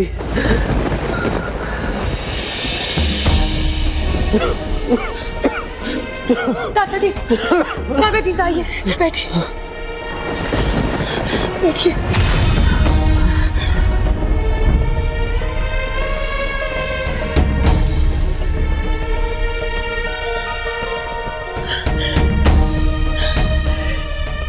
दादाजी आप आराम क्यों नहीं कर रहे? यहाँ उठकर क्यों आए? पहले मेरे प्रश्न का उत्तर दो पुत्री। कौन सी दुविधा है जो तुम्हें व्यथित कर रही है? दादाजी साहब, इस समय मेरी केवल एक ही व्यथा है कि आपका स्वास्थ्य ठीक नहीं है। यदि आप मुझे परेशान नहीं देखना चाहते तो जल्दी से ठीक हो जाइए। आ ही गया हूँ। तुम मेरी एक अभिलाषा पूर्ण कर पुत्री। हाँ बताइए दादाजी। एक भजन सुना दो। बस इतनी सी बात, इसके लिए मैं आ जाती, मैं आपको सुना देती भजन। नहीं पुत्री, तुम्हारे मुख से भजन सुनने का उचित स्थान यही है, क्योंकि जब भी तुम प्रभु के सामने बैठकर भजन गाती हो तो सारा वातावरण भक्ति भाव से भर उठता है। प्रतीत होता है तुम्हारा भजन सुनने के लिए स्वयं गिरधर गोपाल समक्ष खड़े हो। दादाजी साहब, यदि आपके मन में गिरधर गोपाल के लिए इतना अपार प्रेम है और उनके प्रति आपकी अडिग भक्ति है, तो फिर आपने अपना जीवन उन्हें समर्पित क्यों नहीं किया? तुम्हारे प्रकार उनकी भक्ति में अगर सारा जीवन बिता सकता तो अवश्य बिताता बिटिया, परंतु सांसारिक कर्तव्यों को निभाना भी तो आवश्यक था। किंतु दादाजी साहब, एक प्रभु भक्त का कर्तव्य ही होता है ना प्रभु भक्ति। ये जीवन ईश्वर की देन है पुत्री, तो कर्तव्य भी तो उन्हीं की देन है ना। गिरधर गोपाल से हमें जो भी मिला है, गिरधर के दिए दायित्व से मुख मोड़ना उनसे मुख मोड़ने के समान है पुत्री। और उनका कोई भी सच्चा भक्त ऐसा कैसे कर सकता है? दादाजी साहब रुकिए, मैं अभी वैद्य को बुलाती हूँ। वैद्य की दी औषधि व्यर्थ है पुत्री। अब तो नाम की औषधि उनका भजन ही मुझे मेरे इस कष्ट से मुक्ति दिला सकता है। विलंब मत करो बिटिया, मुझे भजन गाकर सुना। कहीं अत्यधिक विलंब न हो जाए। भजन शुरू करने के बाद रुकना नहीं। मुझे वचन दो पुत्री, जैसा मैंने कहा है वैसा ही करोगी। मुझे प्रभु का भजन का सुनाओ। हाँ दादाजी साहब, मैं आपको वचन देती हूँ।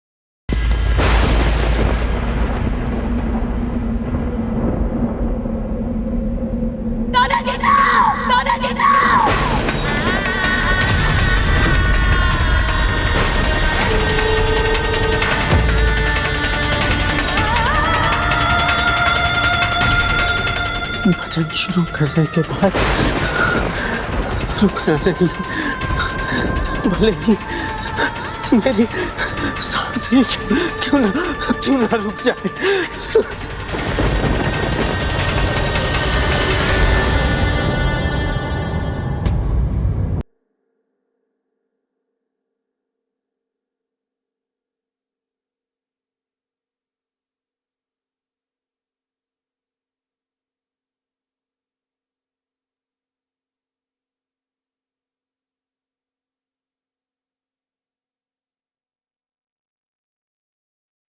पिताजी साहब,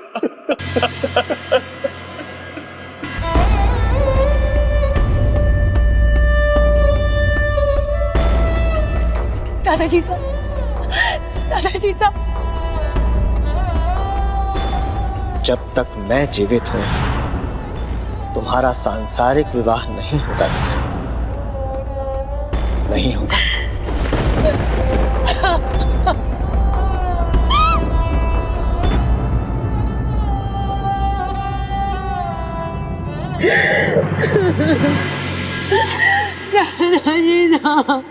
दूधा सिंह जी के स्वर्गवास के बाद पूरा परिवार दुखी था, किंतु मीरा, उस पर तो जैसे दुखों का पहाड़ ही टूट पड़ा था, क्योंकि भोजराज का आना बस कुछ ही समय के लिए ही तो टल सकता था। अब तो मीरा के लिए स्थिति और भी विकट होने वाली थी, क्योंकि उसकी भक्ति समझने वाले, उसके लिए ढाल के समान खड़े रहने वाले उसके दादाजी सा अब नहीं रहे थे, और बड़ा पुत्र होने के कारण वीरम देव अब मेड़ता का शासक था।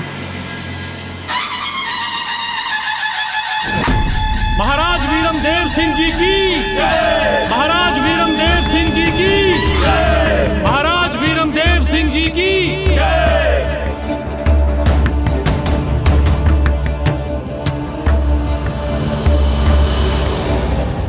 इस जयकारे के असली अधिकारी पिताजी सा है, मैं नहीं। आज ये उन्हीं का मार्गदर्शन है कि हमारे राज्य में सुख और समृद्धि की फसल लहलहा रही। इसलिए जयकारा करना है तो महाराज दूधा सिंह का कीजिए। महाराज दूधा सिंह जी की, महाराज वीरम देव सिंह जी की। हमारे पूर्वजों ने हमेशा राजपूतों की परंपराओं का मान रखा। हमारे पिताजी ने भी उसका पालन किया और उसे आगे बढ़ाया। मैं भी इन परंपराओं के सम्मान पर कोई आंच नहीं आने दूंगा और अपने राज्य मेड़ता के आन बान और शान के साथ कोई समझौता नहीं करूंगा।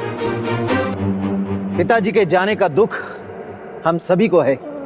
पूरा राज्य राजघराने के साथ इस शोक में डूबा हुआ है, किंतु जल्दी ही हमें उत्सव मनाने का मौका मिलने वाला है, जब मेरी भतीजी मीरा का विवाह चित्तौड़ के राजकुमार कुंवर भोजराज से होगा।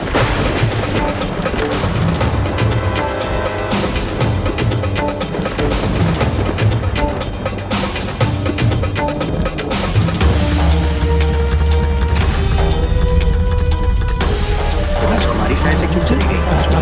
राजकुमारी सा को ऐसे नहीं जाना चाहिए। नहीं जाना चाहिए था। राजकुमारी सा को ऐसे नहीं जाना चाहिए। पता नहीं क्या हो गया राजकुमारी सा को।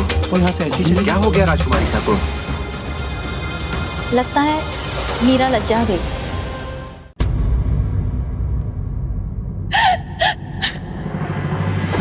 नहीं, ये नहीं हो सकता।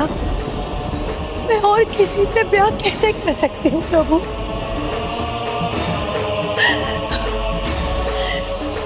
हे गिरधर गोपाल, ये कैसी लीला है आपकी?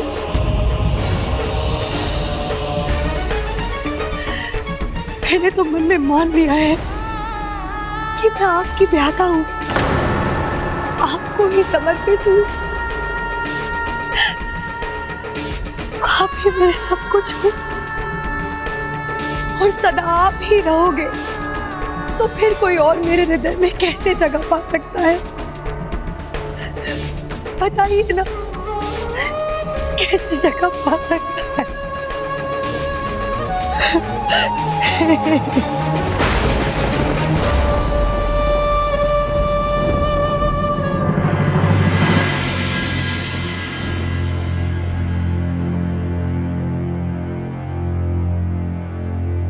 अनुज रतन, तुम्हारी पुत्री को भले ही पिताजी शाह ने लाड दुलार से सर पर चढ़ा रखा हो, किंतु अब हम अपने आदेश की अवहेलना नहीं सहेंगे। हमारी संतान ही हमारा मान नहीं करेगी तो भला प्रजा हमारा आदेश क्यों मानेंगे? अब हमें अपने घर में अनुशासन बनाना ही होगा, जिसके लिए अधिक समय नहीं है हमारे पास।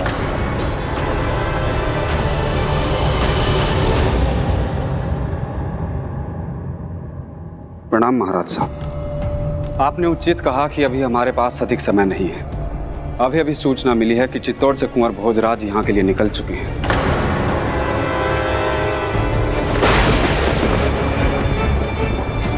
और आपके राजा बनने की बधाई और शुभकामनाएं देने के लिए वो कल सुबह तक यहाँ पहुंच भी जाएंगे।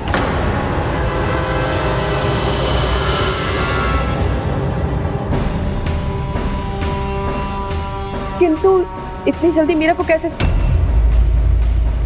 अब समझाने का समय निकल चुका। बस हम यही चाहते हैं कि जब भोजराज यहाँ आए तो उनके मन में कोई प्रश्न उत्पन्न ना हो।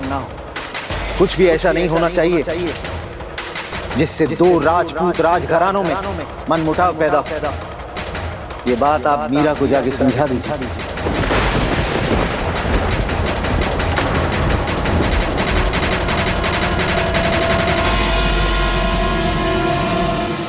पुत्र जयमल, जो आज तक नहीं समझी वो भला आप क्या समझेगी?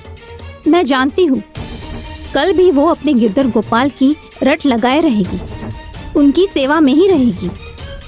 लेकिन मैं नहीं चाहती कि भोजराज को लगे कि उसकी बुआ ने उसका संबंध एक जोगन से किया है।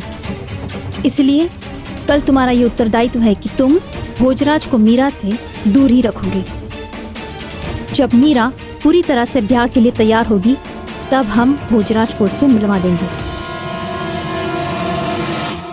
हे गिरधारी, मैं सभी को कैसे समझाऊं? आप मुझे मिल चुके हैं तो मैं किसी और से क्यों मिलूं? क्यों मिलूं मैं किसी और से? मिलना तो तुम्हें होगा मीरा।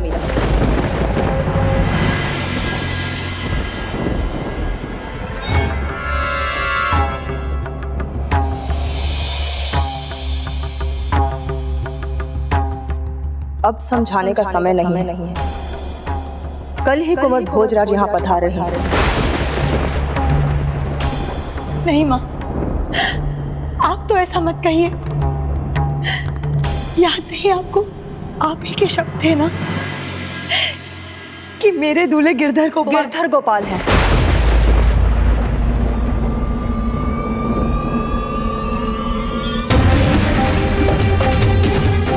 हाँ, कहा था मैंने। आज वही माँ तुमसे कह रही है अपना बचपना त्यागो और सत्य को स्वीकार करो। तुम्हारे दादा साहब के स्वर्गवास के बाद आज पहली बार खुशी ने महल में दस्तक दी है। ऐसे अवसर पर भी पूरे महल में किसी का मन शांत नहीं है और उसका कारण तुम हो मीरा, तुम।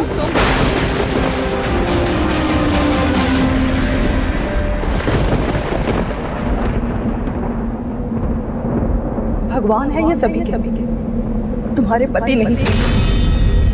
भगवान के रूप में इनकी पूजा करो, सेवा करो, पुण्य मिलेगा। किंतु कल जो आ रहे हैं कुंवर भोजराज, उन्हें अपने पति के रूप में स्वीकार करो मीरा। उनके स्वागत की तैयारी करो।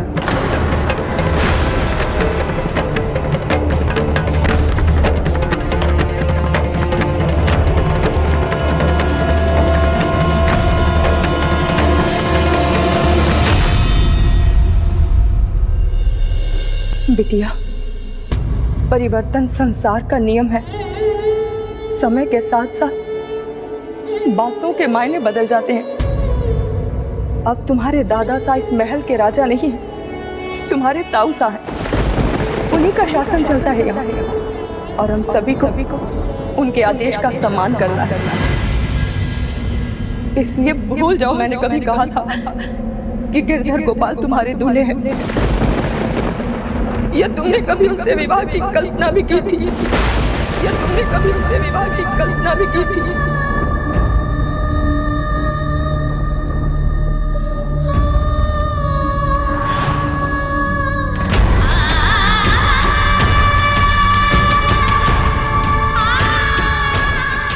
चांद से कह दो कि वो आकाश से उतर आए, तो क्या वो आएगा? सूरज से कह दो कि किरणें भेजना बंद कर दे, तो क्या ऐसा हो पाएगा माँ? माँ, जिसका जो स्वभाव होता है वो वैसा ही रहता है माँ, उसे बदला नहीं जा सकता।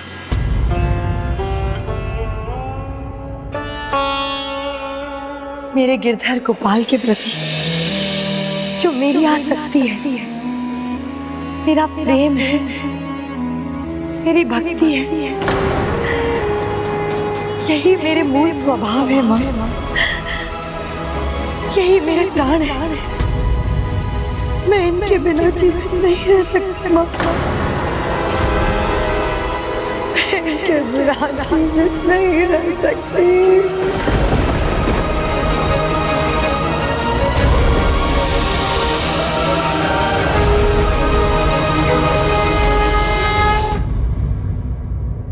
मेरे गिरधर गोपाल के प्रति जो मेरी आसक्ति है, मेरा प्रेम है, मेरी भक्ति है,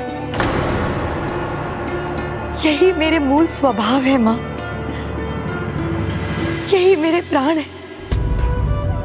मैं इनके बिना जीवित नहीं रह सकती माँ,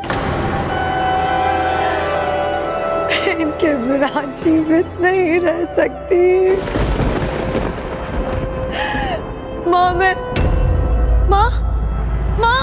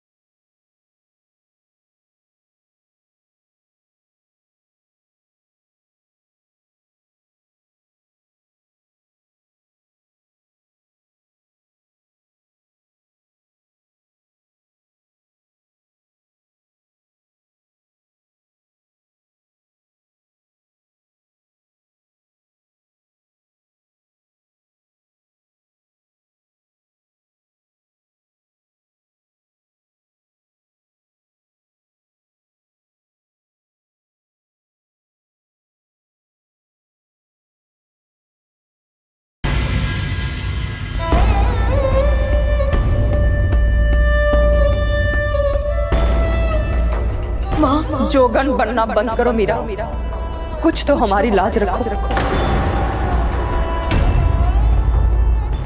आज बस इतनी कृपा करना हम पर कि अपने ये जोगन रूप लेकर अपने होने वाले पति कुंवर भोजराज के सामने मत लेकर आना मीरा।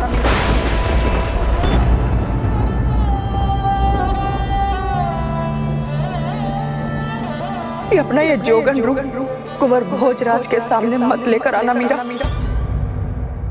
फिर क्या हुआ गजानन? मीराबाई का हृदय तो जैसे उस दिन टूट ही गया था और उस रात पूरा परिवार सो नहीं सका। मीराबाई अकेली रह जाने के दुख में उसके माता पिता इस शंका में कि मीराबाई से भोजराज के सामने कोई भूल ना हो जाए, एवं उसके ताऊजी और ताई जी इस भय में कि यदि कुंवर भोजराज को कुछ बुरा लग गया तो फिर उसका क्या परिणाम होगा। जब शेष सभी भोजराज के आने को लेकर तनाव में थे, तब मीरा तो अपने गिरधर गोपाल की सेवा में ऐसी मगन थी कि उसके आनंद में उसे और कुछ याद ही नहीं रहा।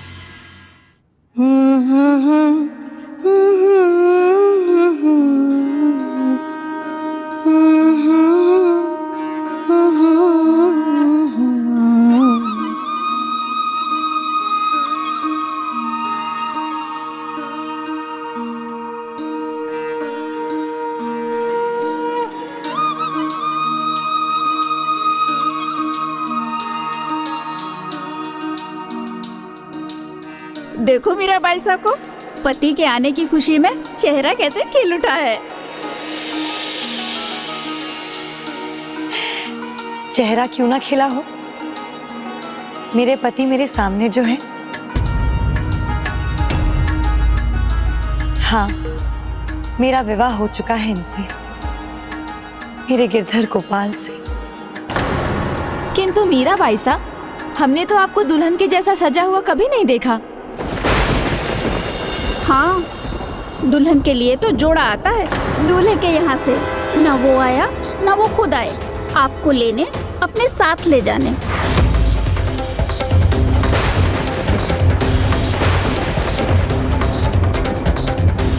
जिसका मतलब है जो तुमने सोचा था बस एक सपना था।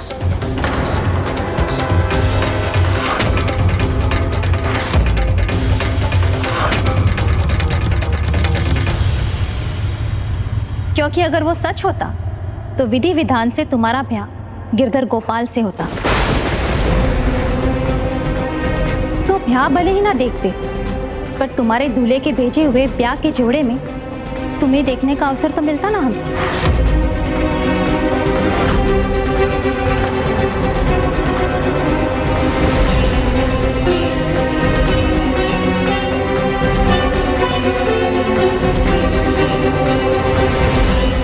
अब उन्हें क्या देख रही हो? वो तो सब सुनते हैं ना। मैंने जो कहा सुनी चुके होंगे। वो तो सब सुनते हैं ना। मैंने जो कहा सुनी चुके होंगे। मैंने जो कहा सुनी चुके होंगे। अब मेरी बात ध्यान से सुनो। राजघराने की लाज, आन बान शान तुम्हारे हाथों में है। मेरा भतीजा कुंवर भोजराज चित्तौड़ से आता ही होगा। वो तुम्हें ऐसे जोगन के रूप में देखेगा तो उसे धक्का लगेगा। इसीलिए श्रृंगार करो, आभूषण पहनो और उसके स्वागत के लिए तैयार हो जाओ।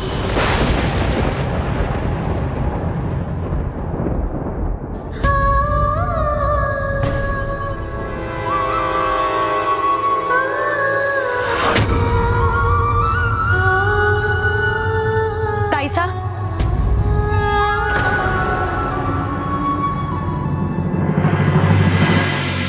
मैं आपकी चिंता समझती हूँ। मेड़ता के आदरणीय अतिथि आपके भतीजे कुंवर भोजराज के सामने मैं आऊंगी ही नहीं।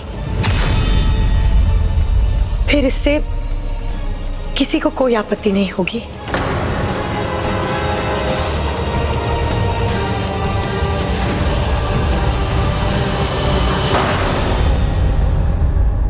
भाभी साहब, यदि मीरा हट कर गई, कुंवर साहब के सामने नहीं आई, तो हम क्या करेंगे? कैसे समझाएंगे कुंवर साहब को?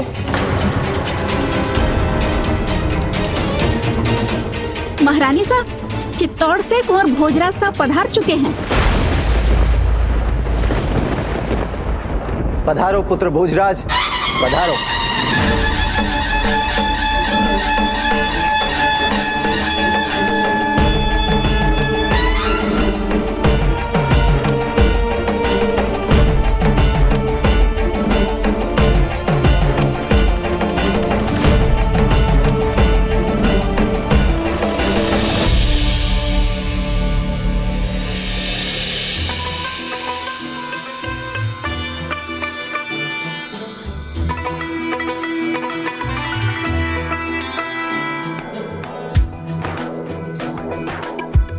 अब सभी बड़ों को मारा प्रणाम। जयमिल मारे भाई, तुम तो गले मिलो।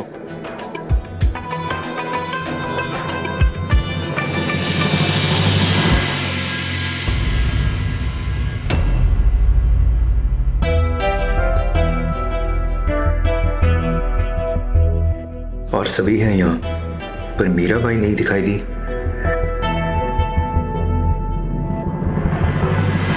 अरे कुंवर साहब, आप इतनी लंबी यात्रा करके आए हैं, पहले हाथ मुंह धोकर भोजन कर लीजिए। उचित है जयमिल, किंतु वो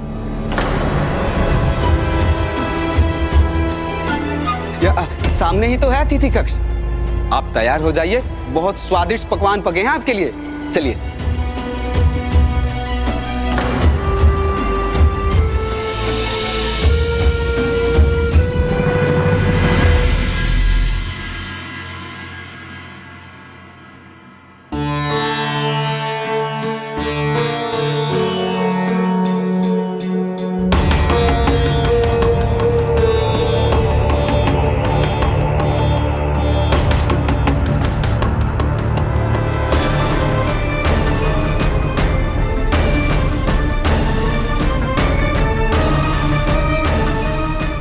मीराबाई नहीं दिखाई दी अभी तक।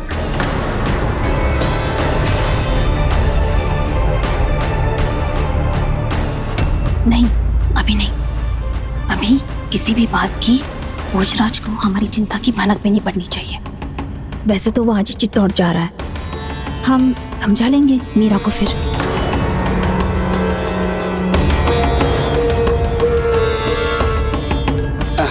अब प्रतीक्षा करना कठिन हो रहा है ना?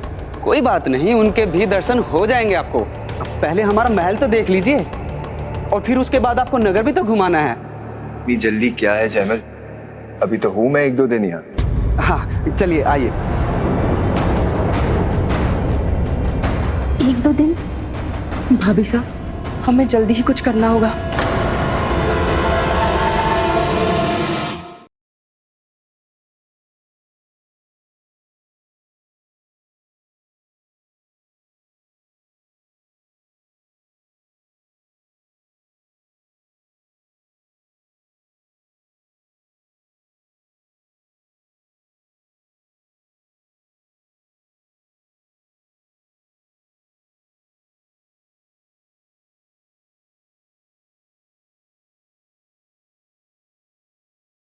ये हमारा सभा कक्ष और मंत्रणा स्थान है।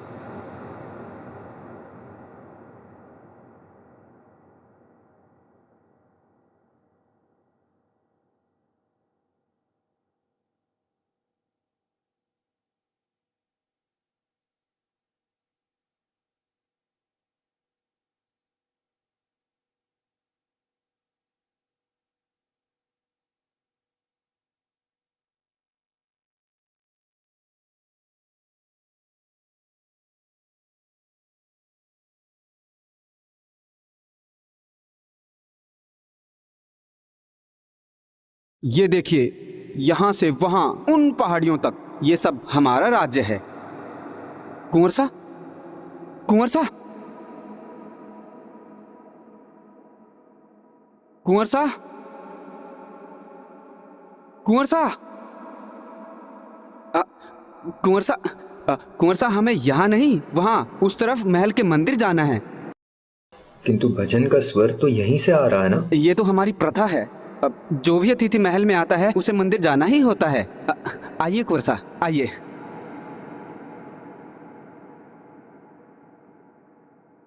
किंतु मुझे तो भक्ति की धुन यहाँ से सुनाई दे रही है।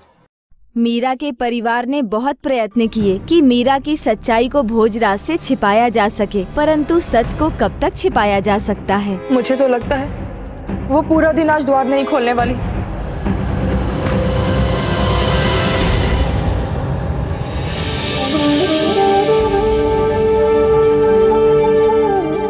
ये क्या? आज फूलों की टोकरी में तो फूल है ही नहीं। लगता है रखना भूल गए होंगे। मैं स्वयं ले आती हूँ। राजघराने की लाज, आन बान शान तुम्हारे हाथों में है। मेरा भतीजा कुंवर भोजराज चित्तौड़ से आता ही होगा। वो तुम्हें ऐसे जोगन के रूप में देखेगा तो उसे धक्का लगेगा। अब मैं क्या करूं? मैंने तो ताईसा और मासा से कहा है कि मैं तो अतिथि के सामने भी नहीं आऊंगी।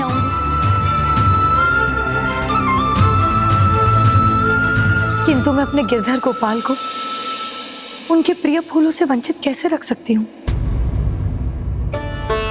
तुम चिंता मत करो, जयमल है ना, सब संभाल लेगा। अभी तो वो भोजराज को बगीचा दिखाने ले गया है। कल सुबह ही दोनों आखेट के लिए निकल जाएंगे। पूरा दिन उसी में चला जाएगा। जब कुंवर भोजराज यहाँ नहीं होंगे तब हमें मीरा को साफ साफ कहना है कि हम उससे क्या चाहते हैं और उसे क्या करना है।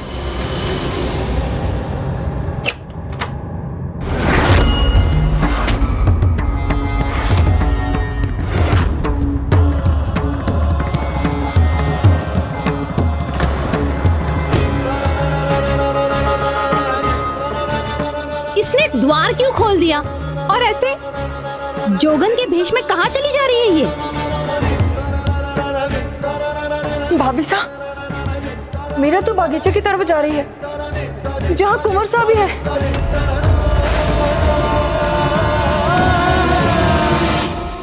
अस्त्रों की कठोरता के हम राजपूत उपासक हैं तो फूलों की कोमलता भी समझते हैं। युद्ध की करूपता देखना जानते हैं तो प्रकृति की सुंदरता भी पहचानते हैं। इसलिए हमारी अस्त्रशाला में अनेकों अस्त्र हैं तो हमारे बगीचे में भी फूलों की कमी नहीं।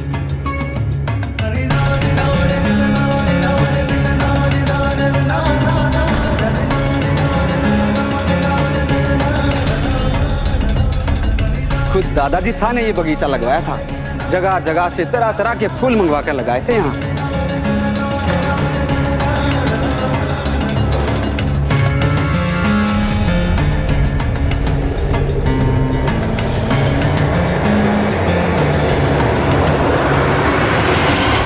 भाभी साहब, मीरा तो कुंवर साहब के सामने आने ही वाली है। अब क्या होगा भाभी साहब?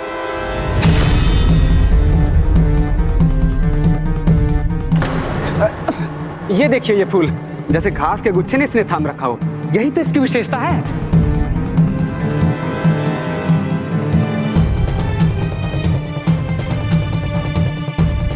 ये तो घास का गुच्छा ही है। मैं जानता था। मैं तो बस यही देखना चाहता था कि आपका ध्यान इधर है या कहीं और ही लगा हुआ है। जयमल, तुम बार बार मेरा ध्यान भटकाने की कोशिश क्यों कर रहे हो? मैं जब से आया हूं तब से लेकर अब तक हर पल तुम मेरे साथ हो, लेकिन जो बात करनी है वो नहीं। मीरा की बात, क्या उसमें कोई परेशानी है? नहीं नहीं कुंवर साहब, ऐसा तो कुछ भी नहीं है। तो फिर क्यों? मुझे ऐसा क्यों लग रहा है कि हर कोई मुझसे कुछ छिपाने की कोशिश कर रहा है? मीरा से मुझे नहीं मिलने दिया जा रहा है। नहीं नहीं, हम भला ऐसा क्यों चाहेंगे? भोजराज के मन में संदेह तो आ ही गया होगा। जयमल मेरे भाई, यदि ऐसी कोई बात है जो मुझे पता होनी चाहिए तो मुझे बता दो, मैं समझने की कोशिश करूंगा। वो कुंवर साहब,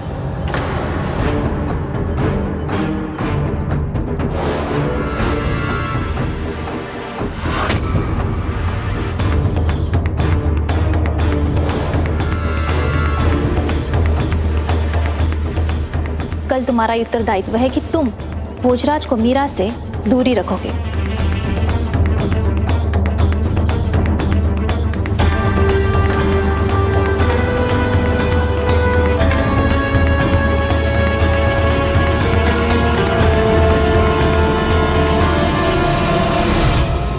जयमल, बात क्या है?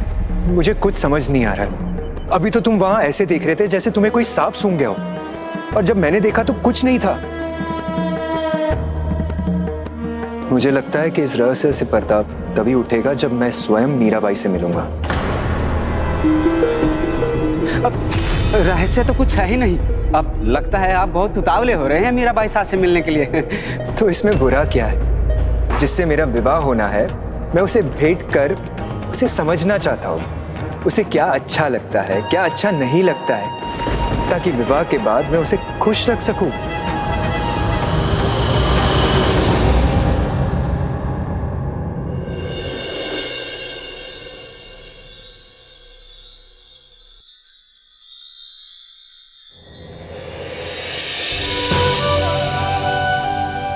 मेरे गिरधर गोपाल,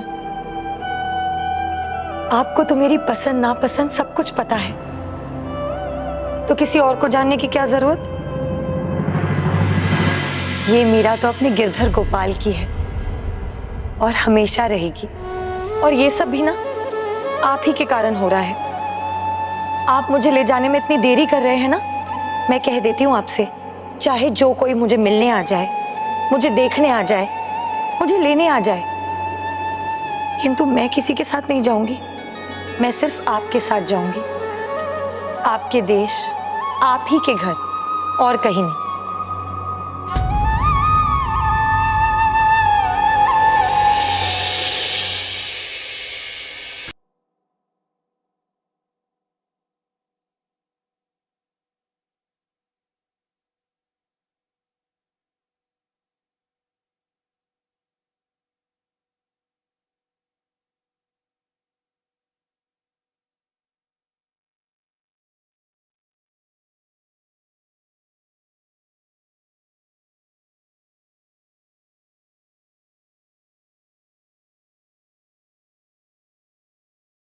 अब कुंवर साहब,